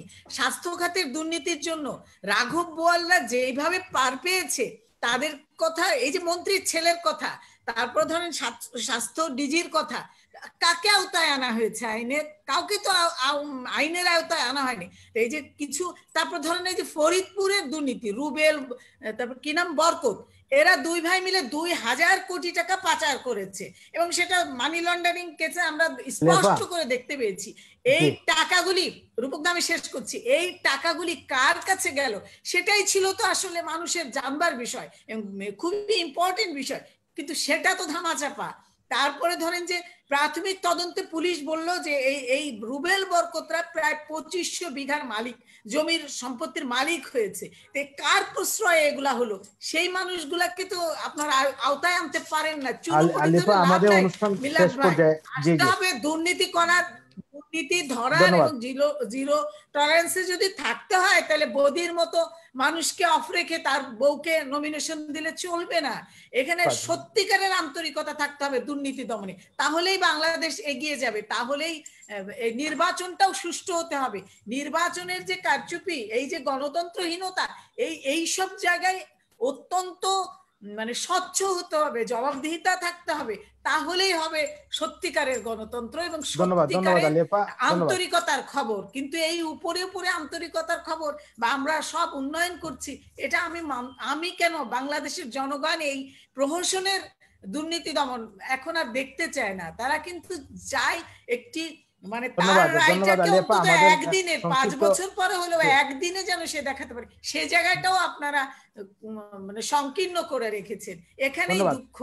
আলিয়াপা, ধন্যবাদ জানাচ্ছি আপনাকে আমাদের সময় দেওয়ার জন্য। ধন্যবাদ জানাচ্ছি। আমি যাবো আমাদের মাননীয় সংসদ সদস্য প্রফেসর ডক্টর আজমি মিল্লাত মুন্না ভাইয়ের কাছে। মুন্না ভাই অনেক প্রশ্ন রেখেছেন, বিশেষ করে আলিয়াপা, কি বলবেন? আমরা বছরের শেষে এসেছি, বছরটা আসলে ব্যাখ্যা বিশ্লেষণ করার জন্য, কিভাবে ভবিষ্যতে আরো ভালো। উনি যে কথাগুলো বলেছেন উনি বলতেই পারেন, এবং যে উদাহরণগুলো দিয়েছেন তা উনি পত্রপত্রিকায় পড়েছেন, আমরাও পড়েছি। এখন কথা হলো 2,10,00,000 টাকা চুরি করার কারণে, এতিমের টাকা চুরি করার কারণে খালেদা জিয়াকে যদি শাস্তি দিতে 10 বছর অপেক্ষা করতে হয়, এই সব চুরি যাদের ধরা হয়েছে তাদের মাধ্যমে যদি তার সাথে আরো কেউ থেকে থাকে, তাদের ধরার জন্য তো কয়েকটা দিন সময় দিতে হবে। অস্থির হলে চলবে না, একটু ধৈর্য ধরতে হবে। এখন আমি কারো কথা বলার সঙ্গে আমি কারো কথার সঙ্গে কারো কথা বলার সঙ্গে কথা বলি না, আমি কারো কথার সঙ্গে কথা বলি না, আমি কারো কথা বলার সঙ্গে কথা বলি না, আমি শুনি এবং আপনার সঙ্গে আপনার কথা বলে অবশ্যই থাকবেন। তাদের আর এক নেতা তারেক, আমি আজকে এই কথাগুলো বলতে চাইনি, আমি আসলে আজকে সত্যিকার অর্থে ভ্যাকসিন নিয়ে মানুষ বিপদে আছে, মানুষ এই বাংলাদেশে কিছুদিন আগে ধর্ষণ শুরু হয়েছিল সেটা নিয়ে একটা সমস্যা কমে গেছে, ভাস্কর্য নিয়ে কেউ কেউ ধর্ম রাজনীতি করতেছিল, এগুলো নিয়ে কথা বলা উচিত ছিল। তো আমার সম্বন্ধে আর পররাষ্ট্রমন্ত্রী কি বলেন তার উত্তর কি আমার দেওয়া সম্ভব? এটা ওনাকেই দিতে হবে। তবে আমি একটি সাংবাদিক সম্মেলনের কথা আমার স্পষ্ট মনে আছে, সেটি হচ্ছে যেদিন ভারতের প্রধানমন্ত্রী নরেন্দ্র মোদী আমাদের মাননীয় প্রধানমন্ত্রী জননেত্রী শেখ হাসিনার মিটিং করলেন, তারপর দিনই কিন্তু আমাদের পররাষ্ট্রমন্ত্রী মহোদয় খুব কঠোর ভাষায় এই সীমান্তে যে হত্যা হচ্ছে তার বিরুদ্ধে কঠোর ভাষায় সমালোচনা করেছেন এবং তাদেরকে একরকম শাসিয়ে দিয়েছেন। সেটা কিন্তু আজকে সেটা এখন উনি কোন সবাই কি বলেছেন সেটা আসলে, কিন্তু আমি বলবো যে অফিসিয়ালি যে অ্যানাউন্সমেন্ট গুলো সেগুলো কিন্তু খুবই কড়া ভাষায় করা হয়েছে, সাথে সাথে তিস্তা চুক্তির কথাও খুব জোরালো ভাবে তুলে ধরা হয়েছে, এটা আপনারা সবাই জানেন।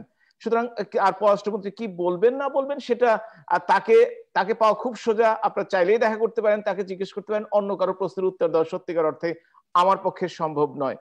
আরেকটি কথা সেটি হচ্ছে যে শুধু গত বছর কেন, গত দশকের কথা কিংবা গত 2 দশকের কথা যদি চিন্তা করে থাকি তাহলে দেখতে হবে কোন সময়টিতে মানুষ শান্তি ছিল, সুখে ছিল, মানুষের উন্নয়ন হয়েছে, কোন সময়টিতে মানুষ ভালো ছিল, এটা মানুষের তুলনা করতে হবে। কোন সময়টিতে মানুষের গড় ইনকাম, গড় আয়ু বেড়েছে, জিডিপি গ্রোথ বেড়েছে, কোন সময়টিতে উন্নয়ন কর্মকাণ্ড সবচেয়ে বেশি হয়েছে, এই কথাগুলো তো মানুষ উঠিয়ে দিতে হবে। হ্যাঁ, এবং নেগেটিভ কথাও বলতে হবে যে হ্যাঁ এইখানে দুর্নীতি হয়েছে, এইখানে অনাচার হয়েছে, এইখানে কোন সময়টিতে বেশি হয়েছে। আমি কিন্তু আওয়ামী লীগের 12 বছরের সময় কোনো ভবনের নাম শুনি নাই, হাওয়া ভবন কিংবা এইসব ভবনের নাম কিন্তু শুনি নাই, হয়তোবা 2-4 জন আপনার সম্রাটের কথা বলেছেন, বিভিন্ন নাম বলেছেন, তাদেরকে চুনিপুটি বলাটাও ঠিক কিনা যায় না। সম্রাটের যে প্রভাব ঢাকায় শহরে ছিল বা এখনো আছে, তাকে যদি চুনোপুটি বলেন তাহলে রাঘব বোয়াল আদৌ বাংলাদেশে আছে কিনা আমার যথেষ্ট সন্দেহ হয়। তো আমি আমার রফিকুল হাসান ভাই যে কথাগুলো বলছিলেন ভ্যাকসিন নিয়ে, সেটা খুবই ইম্পর্টেন্ট আসলে, এবং আমি ওই দিকেই থাকতে চাই। এবং আমি বলতে চাই যে বাংলাদেশে কিন্তু যে চুক্তিটি হয়েছে চুক্তির সাথে আমরা কোনোভাবে প্রশ্ন উঠাতেই আমরা পারি, কোথায় 200 টাকায় ভ্যাকসিন পাওয়া গেছে, একটু রফিকুল ভাইকে একটু সুযোগ দেন, উনি বলেছেন 200 টাকায় ভ্যাকসিন পাওয়া গেছে, আমি শুনতে চাই কোন দেশে, তাহলে আমি হয়তো আমার জন্য একটু সুবিধা হবে কথাটা বলার জন্য। একটু প্লিজ বলেন। একটু আনমিউট করতে হবে জিন্না ভাই, একটু আনমিউট করতে হবে জিন্না ভাই, একটু আনমিউট করতে হবে জিন্না ভাই। আপনি একটু যদি ওয়েবসাইটে যান এখন। আমি চাই না, আমি জাস্ট জানার জন্য, আমার জানার জন্য। শুনুন, ও হচ্ছে আমার কাছে যেটা খবর এসেছে যে ইন্ডিয়াতে ফেব্রুয়ারিতে ওরা লঞ্চ করছে অক্সফোর্ড অ্যাস্ট্রাজেনেকা। কত করে?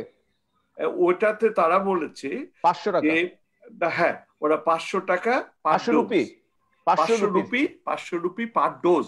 এটা হচ্ছে, আর যখন এটাকে কমিয়ে এনে ওরা করবে 250। কিভাবে? এটা ওটা বলছে কোভ্যাক্সের সঙ্গে যখন লিঙ্ক আপ। আমরাও তো কোভ্যাক্সের সাথে যাচ্ছি, এবং আমাদের যে বাকিতে আপনি যে এখনকার কথাটা বললেন 500 রুপি কিন্তু $5 চেয়ে অনেক অনেক অনেক বেশি। না, আমি সেটা বলছি না, আমি যেটা বলছি যেটা অরিজিনাল প্রাইস অক্সফোর্ড অ্যাস্ট্রাজেনেকা ভাইরাসের যেটার ভ্যাকসিনের জন্য হচ্ছে €1.61। এটা কি কস্ট? এটাই হচ্ছে মার্কেট প্রাইস। ইউরোপও কিনছে এই পয়সা দিয়ে। তাহলে ভারতে 500 হলো কেন? তৈরি করবে। হ্যাঁ, ওরা ওখান থেকে কিনছে তারা পার ডোজ $1, €1 161। আচ্ছা, আমি একটু ওয়েবসাইটটাতে আছে, আমি একটু বললে আমি দেখে নিব। আপনি যদি ইন্টারন্যাশনাল ইয়েতে যান যে ভ্যাকসিন প্রাইসিং, এটা একটা ইন্টারন্যাশনাল ওয়েবসাইট, আপনি এটা জানার দরকার আছে, আপনি ভালো বলেছেন, জানার দরকার আছে। আচ্ছা, আমরা দেখেছি যে ফাইজারেরটা কিনছে ওরা €12 আর মডার্নারটা করছে €18। এটা নিয়ে বেলজিয়ামের যে স্বাস্থ্যমন্ত্রী সে এই কোশ্চেন গুলো উঠিয়েছে যে আমরা যদি যাদের এই হয় তাহলে কেন মার্কেট ভ্যালু বেশি হবে। আর 2 নম্বর হচ্ছে, আমাকে একটা সিম্পল কোশ্চেন বলেন যে কেন আমাদের ডাইরেক্টলি অক্সফোর্ড অ্যাস্ট্রাজেনেকার সঙ্গে কন্ট্যাক্টটা হলো না। আমি আমার শোনেন, আপনার পুনায় যে ইনস্টিটিউট যেটা আছে, পুনেওয়ালার যেটা আর কি Serum Institute, it's one of the largest in the world, there is no question. এখানে নেগোশিয়েটিং জিনিসটা ক্যাপাসিটি কেন একটা প্রাইভেট কোম্পানিকে দেওয়া হলো? এবং আমি যতটুকু জানি, আমাকে কারেক্ট করবেন, বেক্সিমকোর যারা বিশিষ্ট কর্ণধার তারা সরকারের উপদেষ্টাও। এখানে কনফ্লিক্ট অফ ইন্টারেস্ট আছে আমার এই জিনিসগুলো। আর আমি যদি একই ভ্যাকসিন, আপনি তো চিকিৎসক, কাজে আপনি ভালো বুঝবেন, সাইনো ফার্মা থেকে যদি আমি আরো কম দামে কিনতে পারি, it is a question of the আমাদের দেশের সিস্টেমটা আমি একটু বলি, আপনি একটু শুনেন। সেটা হচ্ছে যে বাংলাদেশের ড্রাগ অ্যাডমিনিস্ট্রেশন, যেটা এফডিএ, বাংলাদেশের ড্রাগ অ্যাডমিনিস্ট্রেশন, সেটাতে নিয়ম আছে যে ইউরোপ কিংবা আমেরিকা, ইউরোপ বলতে আপনাদের এই ওয়েস্ট ইউরোপ, যেটা হচ্ছে আপনাদের ইউরোপিয়ান ইউনিয়ন,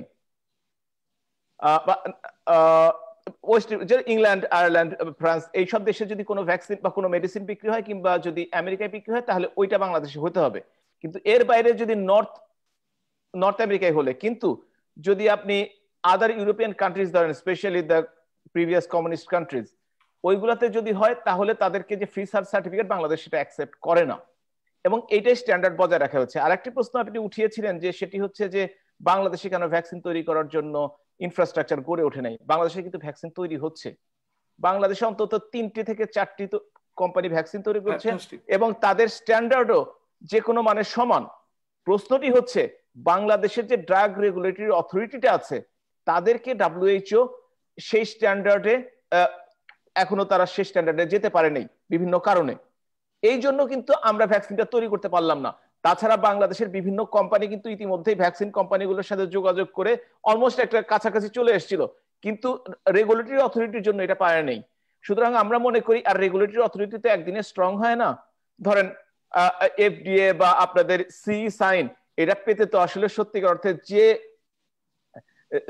নিয়ম কানুন মানতে হয়, সেটা করতে গেলে বাংলাদেশের একটা প্যারাসিটামলের দাম আপনাদের মতো হয়ে যাবে আর কি। সুতরাং সেটাও একটু কঠিন আমাদের জন্য। আজকে আমাদের কিন্তু যে ড্রাগ পলিসি, যেটা আপনি তো জানেন, যে জেনারিক ড্রাগ পলিসি যেটা, সেটাতে 1 বছরে মানে একটি হেলথ টার্মের মধ্যে এই জেনারিক ইন্ট্রোডাকশনের জন্যই 3.2 বিলিয়ন পাউন্ড সেভ করেছে বাংলা, এই যুক্তরাজ্য। আমি যে কথা, এখানেও MHRA আছে, আপনি জানেন, হেলথ রেগুলেটরি অর্গানাইজেশন আছে। আমার কথাটা হচ্ছে যে আমরা কেন একটা ভেস্টেড ইন্টারেস্টেড গ্রুপকে দিয়ে আমরা অক্সফোর্ডের সঙ্গে, যুক্তরাজ্যের সঙ্গে, আমাদের এই দেশের সঙ্গে, দেখুন আমি এখানকার মেইন রাজনৈতিক অঙ্গনে আমার ইনভলভমেন্ট আছে। আমাদের সঙ্গে ডাইরেক্ট, আমাদের বাঙালি 4 জন MP আছে। আমাদের সঙ্গে যে রেগুলেটরি যে জিনিসগুলো, এখানে আমরা ডাইরেক্টলি আমরা যোগাযোগ করতে পারি। ডাইরেক্টলি আমরা এখানকার অক্সফোর্ড, এখানে কি কোনো ভেস্টেড ইন্টারেস্ট কাজ করছে কিনা, আমি চিকিৎসক হিসাবে আমি আপনাকে এক্সোনারেট করছি। আর 2 নম্বর যেটা, আপনি ওই কথাটির আমি একটু আপনার কাছ থেকে জানতে চাই চিকিৎসক হিসেবে, যে আমাদের দেশে এত ডাক্তার, এত হেলথ কেয়ার লোক মারা গেল কেন? দুটো কারণ, মেইনলি একটা, সেটা হচ্ছে আপনি যদি প্রথম দিক দেখেন, আমাদের দেশে 100-র বেশি ডাক্তার মারা গেছে আসলে। এবং আমরা ডাক্তারদের যত, 100-র অনেক বেশি, 100 ছাড়িয়ে গেছে, 100-র বেশি, অনেক বেশি না, আমার মনে হয় না 120 ছাড়াবে না। যাই হোক, আমার তথ্য অনুযায়ী প্রায় 150 জন মারা গেছে। 146 জন তো কদিন আগেই মারা গেছে। এটা বিএমএ থেকে 146 তো মাত্র কদিন আগেই মারা গেছে। বিএমএ থেকে প্রতি মাসেই একটা করে লিস্ট বের হয়। ভালো, সেটা তো আমাদের অথেন্টিক হতে হবে। এখন কবিরাজ মারা গেলেও ডাক্তারের দলেই পড়ে, আবার এমআরপি মারা গেলেও ডাক্তারের দলেই পড়ে। সে ব্যাপারে একটা চিন্তা ভাবনা করতে হবে। বাংলাদেশে কিন্তু সবাই ডাক্তার, আবার অনেকে স্পেশালিস্টও, অথচ তাদের কোনো ডিগ্রি নেই। সেই ব্যাপারটার দিকে খেয়াল রাখতে হবে। যাই হোক, সময় অনেক বেশি হয়ে গেছে, আমি আর থাকবো না বেশিক্ষণ। সেটি হচ্ছে যে ডাক্তার মারা গেল কেন? প্রথমে থেকে যে ডাক্তাররা মারা গেছে, সত্যিকার অর্থে আপনাকে 2-3টা আমি উদাহরণ দিই। প্রথমত আসল কথা বলি, যে কোভিড নন কোভিড হওয়ার কারণে নন কোভিড হসপিটালের ডাক্তাররা ভেবেছিল তাদের এখানে কোভিড পেশেন্ট আসে না, এবং তারা প্রস্তুতি না নিয়ে থাকার কারণে নন কোভিড হসপিটালের ডাক্তাররা বেশি মারা গেছে কোভিড হসপিটালের চেয়ে। 1। 2 নম্বর হচ্ছে, আমি একটা আইসিইউর ভিডিও দেখছিলাম, ডাক্তার সাহেব টি শার্ট পরে জিন্সের প্যান্ট পরে ডিউটি করছেন without any PPE and also without any proper equipment. আমি সাথে সাথে সেই হসপিটাল ফোন করলাম, যেহেতু আমি তাদের চিনতাম। বলে স্যার গরম, 24 ঘন্টা কি ওই কাপড় পরে থাকা যায়? আপনি দেখেন আমাদের মেন্টালিটি, আমাদের দেশের মানুষ। আপনি যদি বলেন ওই যে আমার আপা আছেন, জিজ্ঞেস করেন ওনার যে এলাকা 95% মহিলা মাস্ক জীবনে পরেছে কিনা বলতে পারবেন? আমি বলতে পারবো যে পরে নাই। এবং আমাদের যে এই যে বারবার বলা হচ্ছে, এবং যে ডাক্তারদের যদি দেখেন পিপি পরে বলে কি যে 3 ঘন্টা তো পরেই ছিলাম, আর 5 ঘন্টা না পড়লে কি। সুতরাং আমাদের মেন্টাল মেকআপও ঠিক থাকতে হবে। তো ডাক্তাররা, প্রথমত ডাক্তাররা সেবা দিয়েছে এই জন্য আক্রান্ত হয়েছে, দ্বিতীয়ত ডাক্তাররা স্বাস্থ্যবিধি অনেকেই মানেন নাই এই জন্য ডাক্তাররা আক্রান্ত হয়েছেন, তৃতীয়ত নন কোভিড হসপিটালে যে ডাক্তাররা কাজ করেছেন তারা আরো কেয়ারলেস ছিলেন। এবং বাংলাদেশে প্রথমত মানসম্মত সুরক্ষা সামগ্রী না আসাও একটা প্রাথমিক ব্যাপার, আমরা জানতামই না। আমরা সার্জিক্যাল মাস্ক বলতে, আমি সার্জন, কার্ডিয়াক সার্জন, আমি জানতাম কিভাবে মাস্কটি পড়তে হয়, কিন্তু বাংলাদেশের মানুষ, বাংলাদেশের ডাক্তাররা, বাংলাদেশের না যে কোনো দেশে, আপনার দেশেও দেখেছি যে ওই বিন ব্যাগ কেটে, কালো বিন ব্যাগ কেটে আপনারা পিপি তৈরি করছেন, কিন্তু প্রত্যেকটা জিনিসের একটা প্রোটেকশনের ক্যাপাসিটি আছে, একটা কয় লেয়ার থাকবে, কোন প্রোটেকশন কোনটাতে কি হবে এগুলো থাকবে। তো সেগুলো না থাকার কারণে সেই জন্য মৃত্যুর সংখ্যাটা প্রাথমিকভাবে 100 তো খুব তাড়াতাড়ি হয়ে গিয়েছিল, এখন ধীরে ধীরে কমছে। আমরা আশা করছি, আমরা যে কোনো একটি মৃত্যু আমাদের জন্য দুঃখজনক, আমরা চাই না যে আরো মৃত্যু হোক, তবে আমরা চাই এর ব্যাপারে একটা রিসার্চ করেন, গবেষণা করেন যে সত্যিকার অর্থেই কেন মারা গেল, তাহলে কিন্তু আমরা আসল রেজাল্টটা জানতে পারবো। যদিও আমি অনেক কথা বললাম, হয়তো কোনটি সত্য কোনটি সত্য নয়, কিন্তু আমার ধারণা থেকে বলেছি, আমি ধারণার বাইরে যাওয়ার ক্ষমতা আমার নাই। মিল্লাত ভাই, ডাক্তারদের মৃত্যু নিয়ে কোনো সন্দেহ করার প্রয়োজন নাই।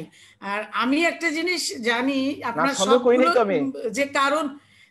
যে কারণগুলো বলেছেন সেই কারণের সাথে আপনি মেইন ইম্পর্টেন্ট কারণটা কিন্তু এড়িয়ে গেছেন, সেটা হলো নকল মাস্ক এবং নকল পিপি সরবরাহ। ডাক্তাররা তো নিশ্চয়ই পিপি নিজেরা তৈরি করবে না, মাস্কও নিজেরা তৈরি করবে না। আপনাদের দলের আমিন সাহেব যে আপনার কি ধারণা আছে আপনি যে কথাটি বলছেন পিপি বিতরণ করেছিলেন, বুঝে শুনে বলতেছেন আপনি কথাটি? আপনি সারা বাংলাদেশে আমি একটা কথা বলি, সারা বাংলাদেশে একই মাস্ক একই পিপি সাপ্লাই হয়েছে। বাংলাদেশে প্রথমে 20,000 মাস্ক নিয়ে প্রশ্ন উঠেছে, এখন কয়েক কোটি মাস্ক কেনা হয়েছে বাংলাদেশে, মাত্র 20,000। আজকে যে জিএমআই কে ধরা হচ্ছে 20,000 মাস্কের জন্য, এবং আরেকটি অর্গানাইজেশন 8,000 মাস্কের জন্য। একটি মাস্ক নকল হলো আমি তার বিরুদ্ধে, তাতে কোনো অসুবিধা নেই, কিন্তু আপনি যদি এই কথা বলেন নকল পিপি নকল মাস্কের জন্য, আমি বলবো না মানসম্মত এই কথাই বলতে পারেন। আমি বলেছি মানসম্মত, মান জানার ক্ষমতা কি সত্যি কথা? এখনো বলেন, আপনি বলেন, আপনি কি যে মাস্কটি বাজার থেকে কিনছেন আপনি কিভাবে কিনছেন? তো আমি তো সেটাই বললাম যে ডাক্তাররা তো নিজের পিপি আর নিজের মাস্ক তো ডাক্তাররা তৈরি করে না, কনফার্ম যারা আনবে তারা কনফার্ম করবে। আপনারা যাদেরকে লাইসেন্স দিলেন না তারা নকলটা আনলো, সেটা দেখবেন না। তর্কের কথা না, আমরা তো প্রত্যেকেই দুঃখিত যে আপনার প্রফেশনাল লোক। আর সত্যি কথা বলতে কি, আমরা তো আর অথরিটি নই, অথরিটি যারা তাদের কাছে জিজ্ঞেস করতে পারতেন। আমাদের ধারণা, হ্যাঁ কি বলছেন রোহিত ভাই? আমি যে কথাটি বলছি আর কি, দেখুন আপনি প্রফেশনালি, আমরা তো আমাদের সবচেয়ে বেশি খারাপ লাগে, সেই জন্য আমি কোশ্চেনটা উঠিয়েছি। 2 নম্বর হচ্ছে যে আমি সেদিন এই অবস্থাতে আমি বিএম এর একটা সভা দেখলাম, সেখানে যারা এসছেন, যারা এত গাদাগাদি করে বসে বিএম এ হাউসে যেটা হয়েছে, এখানে কিন্তু ডাক্তারদের যে দায়িত্ব সেটা আপনারা অন্য জায়গায় রাস্তায় ফাইন করছেন, কিন্তু একটা ডাক্তারকেও যে সচেতন করার ব্যাপারেও সেটা বোধহয় সরকারের পক্ষে থেকে কতটুকু হয়েছে, আমার মানে স্বাস্থ্য ব্যবস্থার পক্ষ থেকে সেটাও একটা করণীয় বক্তব্য ছিল। আমার কথাটা হচ্ছে যে স্বাস্থ্য ব্যবস্থার দুর্নীতিটা, যেটা দুর্নীতিগুলো তো আপনি উল্লেখ করেছেন যে এটা তার জন্য ব্যবস্থা গ্রহণ করা হচ্ছে। আমার মনে হয় যে আমাদের যে জিনিসটি দরকার সেটা হচ্ছে ট্রান্সপারেন্সি। আপনি কি বিশ্বাস করেন যে 13,000 টেস্ট করে আপনার সংক্রমণের হার নির্ধারণ করতে পারেন 160 মিলিয়ন পিপল? আমি রেস্ট্রিকশন আছে, মানুষের অনীহা আছে, আমি সবকিছু বুঝছি। আমি বাংলাদেশের অবস্থার পরিপ্রেক্ষিতে, হ্যাঁ বাংলাদেশের কো ইমিউনিটি অনেকটা আছে, এবং যারা অল্প বয়সের জন্য। আজকে বাংলাদেশের যে কোনো 70 বছরের লোককে এত বেশি ভালনারেবল, আজকে সবচেয়ে বেশি ভালনারেবল। আমি যে বাড়িতেই টেলিফোন করছি সবখানেই তারা বলছে যে অমুক পজিটিভ হচ্ছে, অমুক হয়েছে। It doesn't reflect. এবং আমার মনে হয়, আমি কিন্তু প্রথম থেকে বলে এসেছি, স্বচ্ছতার কোনো বিকল্প নেই। আমরা পারছি কতটুকু হচ্ছে, কতটুকু রিয়ালিটি, এটা জনগণই বিচার করবে। কিন্তু স্বচ্ছতাটা আমার একটু সন্দেহ আছে। আমাদেরকে যে প্রতিদিনই 28 জন 29 জন এই না ভাবে মৃত্যুটা কম হতে পারে, কিন্তু আমি স্ট্যাটিস্টিক্স একটা আপনি অন্তত জিজ্ঞেস করুন নিজের কাছে প্রফেশনালি, যে আজকে এই এক বছরে জানুয়ারিতে আমি দেশে ছিলাম এবং আমি দেখেছি যে অনীহা, ফেব্রুয়ারিতে যে দেখেছিলাম এটাকে প্রায় অস্বীকার করার মতো অবস্থা ছিল। ফেব্রুয়ারিতে প্রায় অস্বীকার করার মতো অবস্থা ছিল। আমি সেখানে বিশেষজ্ঞ হিসাবে আমি বিশ্ব সাহিত্য কেন্দ্রে জুনিয়র ডাক্তারদের একটা মিটিংয়ে গেছিলাম। সেখানে আমি তাদেরকে বলেছি যে আমি আমাদের সহকর্মীদেরকে বলছি, আমাদের যে আপনারা এখন অনেক সতর্ক হয়ে যান, বিশ্বের দিকে তাকান, চারদিকে কি হচ্ছে, আপনার চায়নার দিকে তাকান, সেখানে কি ঘটছে। আমাদের কিন্তু এখানে রাজনৈতিক সিদ্ধান্তটা অত্যন্ত জরুরি ছিল, সেই সিদ্ধান্ত আপনিও স্বীকার করেছেন। কিন্তু আমি যে কথাটি বলতে চাইছি, স্বচ্ছতাটা আসা উচিত। কতজন লোক জানুয়ারিতে মারা গেছিল বাংলাদেশে, কতজন লোক আজকে মারা গেছে, এই বাড়তি মৃত্যুর সংখ্যাটার মধ্যে কি অবস্থাটা দাঁড়িয়েছে। আমি একটা স্ট্যাটিস্টিক দিই আপনার জন্য সুবিধা হবে। সেটি হচ্ছে বাংলাদেশে প্রতিদিন নরমালি 2500 মানুষ মারা যায়। আর কোভিড নিয়ে এই যে 20 থেকে বা 15 থেকে 50 জনের মধ্যে মারা যাচ্ছে, আপনি এখন চিন্তা করেছেন কোভিড পেশেন্ট কাদের বলবেন? যারা তাদের সিমটম নিয়ে এসে মারা গেছে এবং যারা অন্তত সিমটম থাকতে হবে। যদি কারো সিমটম না থাকে তাহলে হয়তো চিনতে পারবো না, টেস্ট যেহেতু কম, আপনি নিজেই বলেছেন। সুতরাং আমরা হসপিটালে যারা মারা যাচ্ছে বা বাড়িতে যারা মারা যাচ্ছে কোভিড নিয়ে কেউ মারা গেলে কিন্তু আত্মীয় স্বজনরাও রিপোর্ট করে। যদি বাংলাদেশে আরো বেশি লোক মারা যেত তাহলে কিন্তু রিপোর্টিং এর সংখ্যা আরো বাড়তো। দুই চারটা যে মিস হবে না সেটা না, তবে আপনারা যদি কেউ প্রমাণ করতে পারেন, থিওরিটিক্যাল আলাপ করে তো লাভ নাই। এরা আমরা যা করছি সব থিওরিটিক্যাল আলাপ। আপা মাথা নাড়ছেন, আপাও তো দেশে আছেন, আপনি একটা রাজনীতির উদ্যোগ নেন যে বাংলাদেশে কতজন মারা গেছে, আসেন না আমরা রিসার্চ করি। আমরা করি একটা কাজ, যে আপনি উদ্যোগ নেন, আমি আপনার সাথে আছি। যে বাংলাদেশ ঢাকা মেডিকেল কলেজে একটা মেডিকেল কলেজ টার্গেট করে নেন, যে ঢাকা মেডিকেল কলেজ থেকে আজকে বলেছে 3 জন মারা গেছে। আসলে 3 জন মারা গেছে না 3.5 জন বা 4 জন মারা গেছে, সেটা আমরা দেখি। আপনি একটু আপনার এই কাজটা করেন, মাথা না ঝাঁকিয়ে, কারণ তথ্য দিতে পারবেন না, অস্বীকার করতে পারবেন কিন্তু তথ্য দিতে পারবেন না। আমি শুধু একটা কথা বলে শোনেন, আমার কথা শোনেন।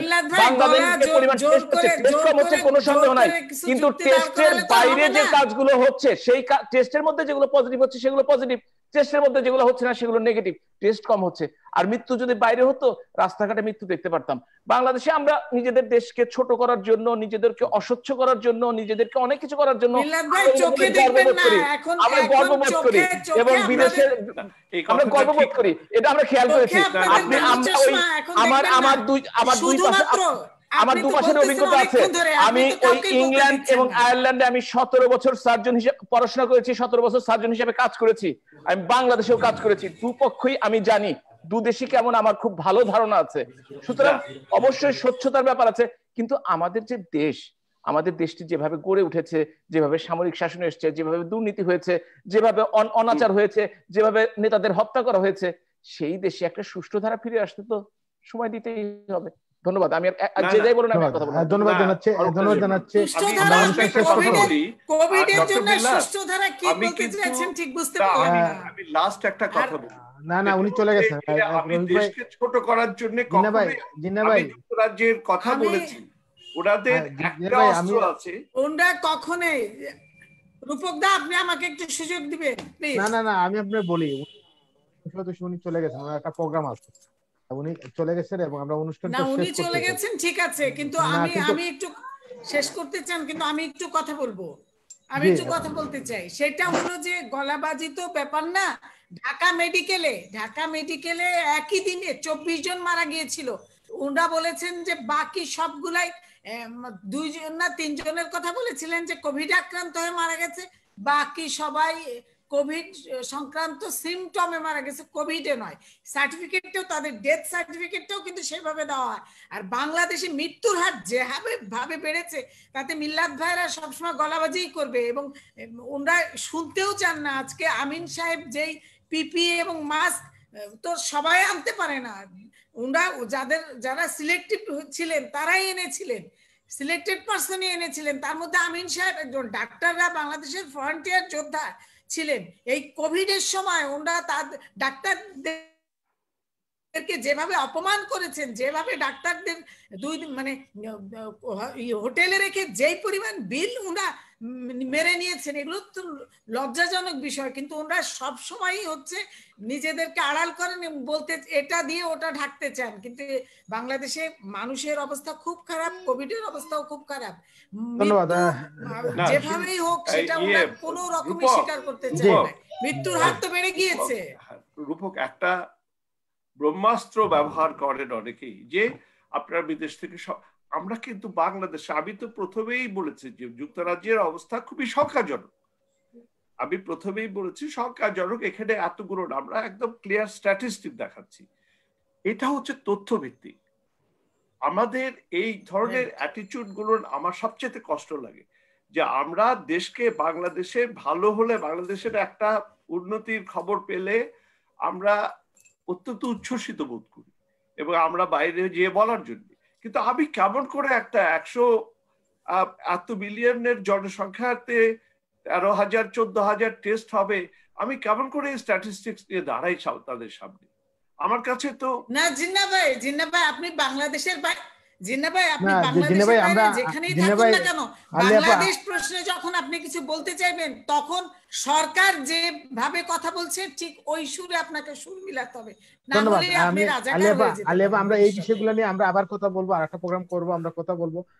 আমাদের আজকে অনুষ্ঠানে আপনারা যারা আমাদের অতিথি ছিলেন সবাইকে আমি কৃতজ্ঞতা প্রকাশ করছি এবং আমি একটা অনুরোধ করবো যে বিশেষ করে বাংলাদেশে যারা আছেন, বাংলাদেশের কোভিড-19 এর সরকারের মানে যে আইন কানুনগুলো মেনে চলবেন। কারণ আমাদের ইউকে এবং ইউরোপে আক্রান্ত মৃত্যুসংখ্যা বাড়ছে, বাংলাদেশেও এটা বাড়ার সম্ভাবনা রয়েছে যেহেতু শীত পড়ছে।